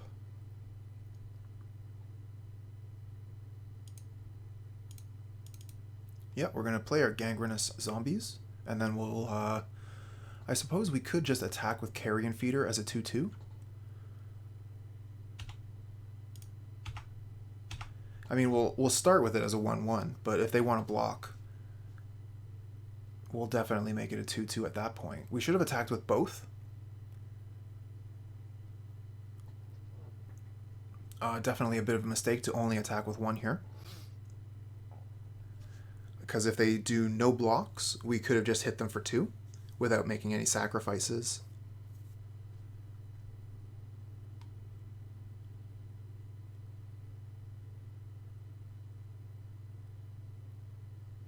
So we definitely should have attacked with both. And we could have sacrificed the Carrion Feeder and then Ghoulcaller's Chanted.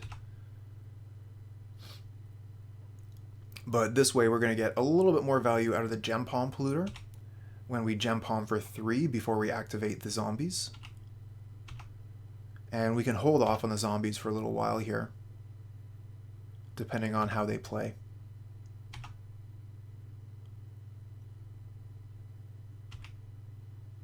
Okay, we get Lurching Rotbeast. So let's start with Cycle Gempalm. Opponent will lose 3 life. And we get Lazotep. Okay. Let's play the Lazotep.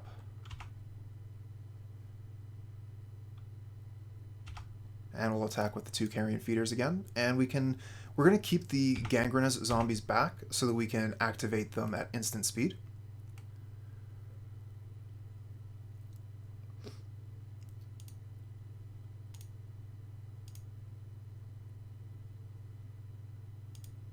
Okay, we're going to sacrifice the actual card so that we can send that to our graveyard, potentially getting it back later with the Ghoulcaller's Chant or a Ghoulraiser.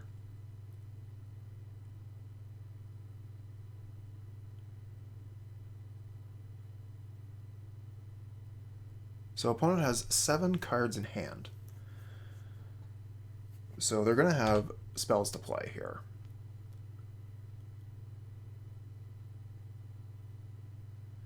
Oh, an Ardent Recruiter. Okay, so that's a 3/3. Will not die to our Gangrenous Zombies. And they have plenty of artifacts, so it doesn't matter if we kill a Frogmite.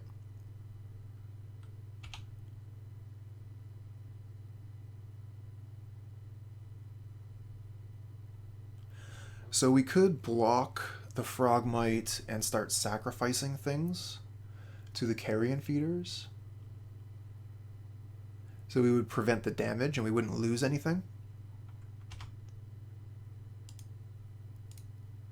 The thing is, we do lose a little bit of value to the Gempalm Polluter here, so I'm just going to take the damage.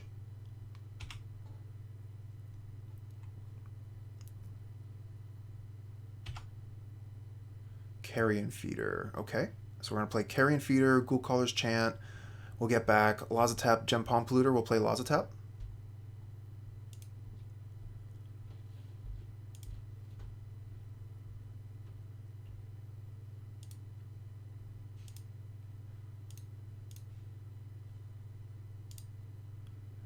Really kind of go wide with our zombies here.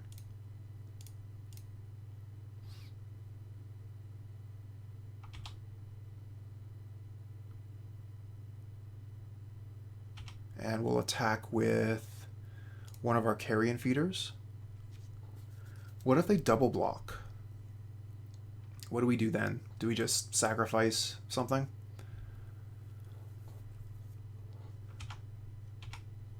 Trade basically a 1.5 for 1. Yeah, so double block. So we're just going to sacrifice one thing to Carrion Feeder here. Or we could sacrifice and do a Gangrenous thing. So we would have to get the Carrion Feeder up to 4 and get this Carrion Feeder up to 3.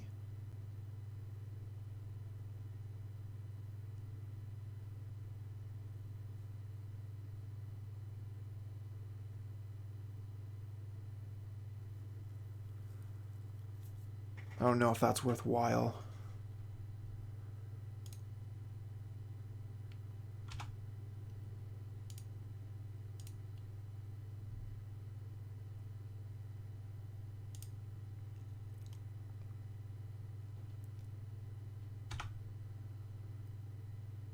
Okay, that's going to be quite a bit worse for our Gempalm Polluter next turn.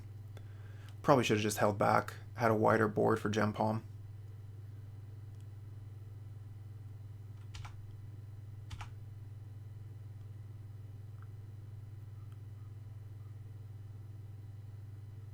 Looks like they're going to be doing ATOG shenanigans. Don't mean the card shenanigans, I mean, you know, like making mischief with ATOG.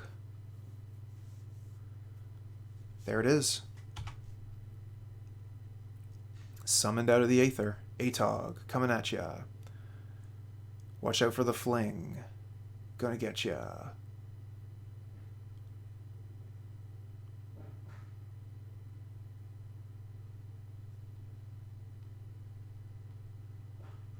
Okay, they're going for it.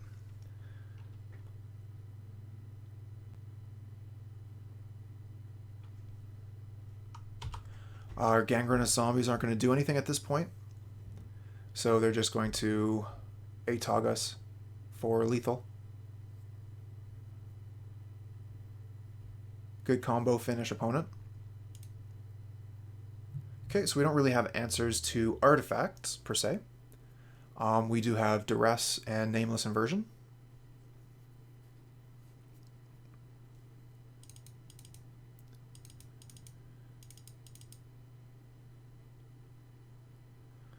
Not a big fan of Gangrenous Zombies when we're fighting X3s. I'm going to take out Infernal Caretaker. Don't think this game is going to be that grindy.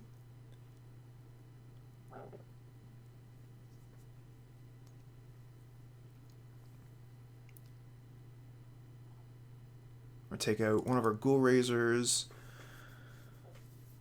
one of our Twisted Abominations, and one of our Vengeful Dead.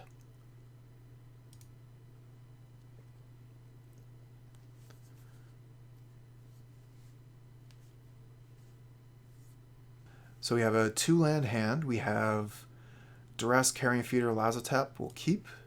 We also have Gempalm.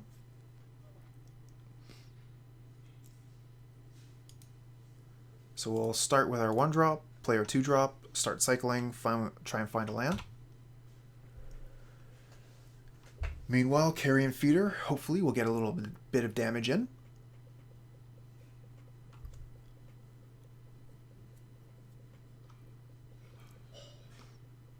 Okay, they have the turn 1 Galv Blast to kill our turn 1 zombie.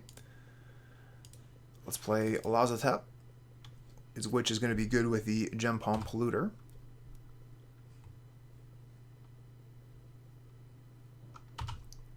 Okay, no creatures, so we can go ahead and attack.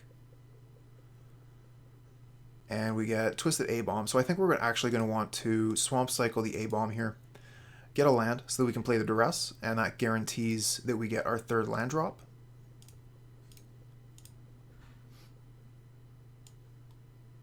Oh, look at that, a Fall from Favor. Okay. The thing is, if they fall from favor one of our creatures, we just attack in. But they have the Atog Fling as well. So we probably just take Fling.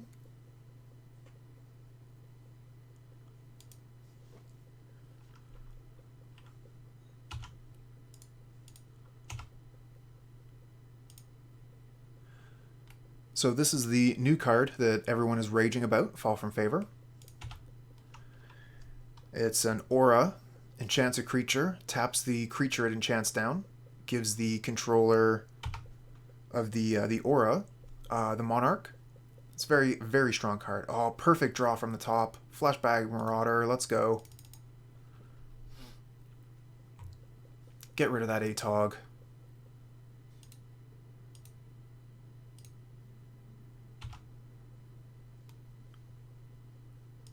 Okay, we'll sacrifice... probably should have sacrificed the Reaver there. Sacrifice the army by mistake. Generally like to sacrifice actual zombie cards so they can go into the graveyard and we can get them back.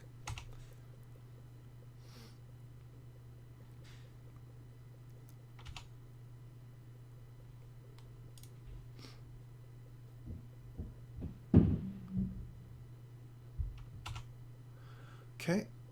Let's see here. Let's go ahead and pollute. See if we can draw a land so we can pollute again.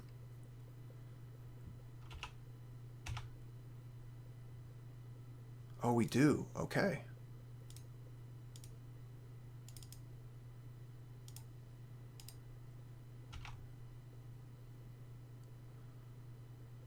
Oh my, look at that fiery cannonade from the opponent. So we lose our board. Opponent's got a lot of cool cards.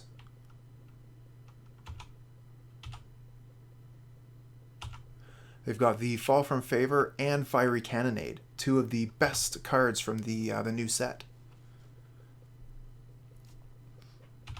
Ardent Recruit coming in as a 3/3. This deck is pretty cool. Oh, and Of One Mind. Oh, wow. Look at this. Look at it. When you see something like that, you just gotta say, would you look at that? Just look at it.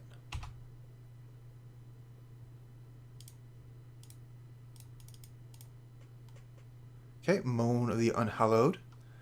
Put our zombies out and pass the turn, because that's all we can do. But opponent's going to be coming at us for 11 damage here. Brutal. They also have Fall from Favor, which can tap down one of our zombies. There it is. They become the Monarch. And they could just attack with one of their 4/4s here. Hold 2 creatures back. Oh, they're going to go in for 7. No blocks. This way, if I did have removal... Oh, no. Okay, so they have another creature. So they do have 2 blockers. This makes absolute sense. Okay, our creature does not untap. That's the way it's going to be from now on. We'll play out this 5/3 with Regenerate. Unfortunately, we don't have the mana to regenerate it, so if it blocks anything this turn, it will die. Unfortunately as well, the zombie can't really block anything favorably, it just chumps. So if we block the 2 4s, we take 6. If we block one of the 4s, we take 7, 8, 9, 10, 11. We go to 2 with the Twisted Abomination up.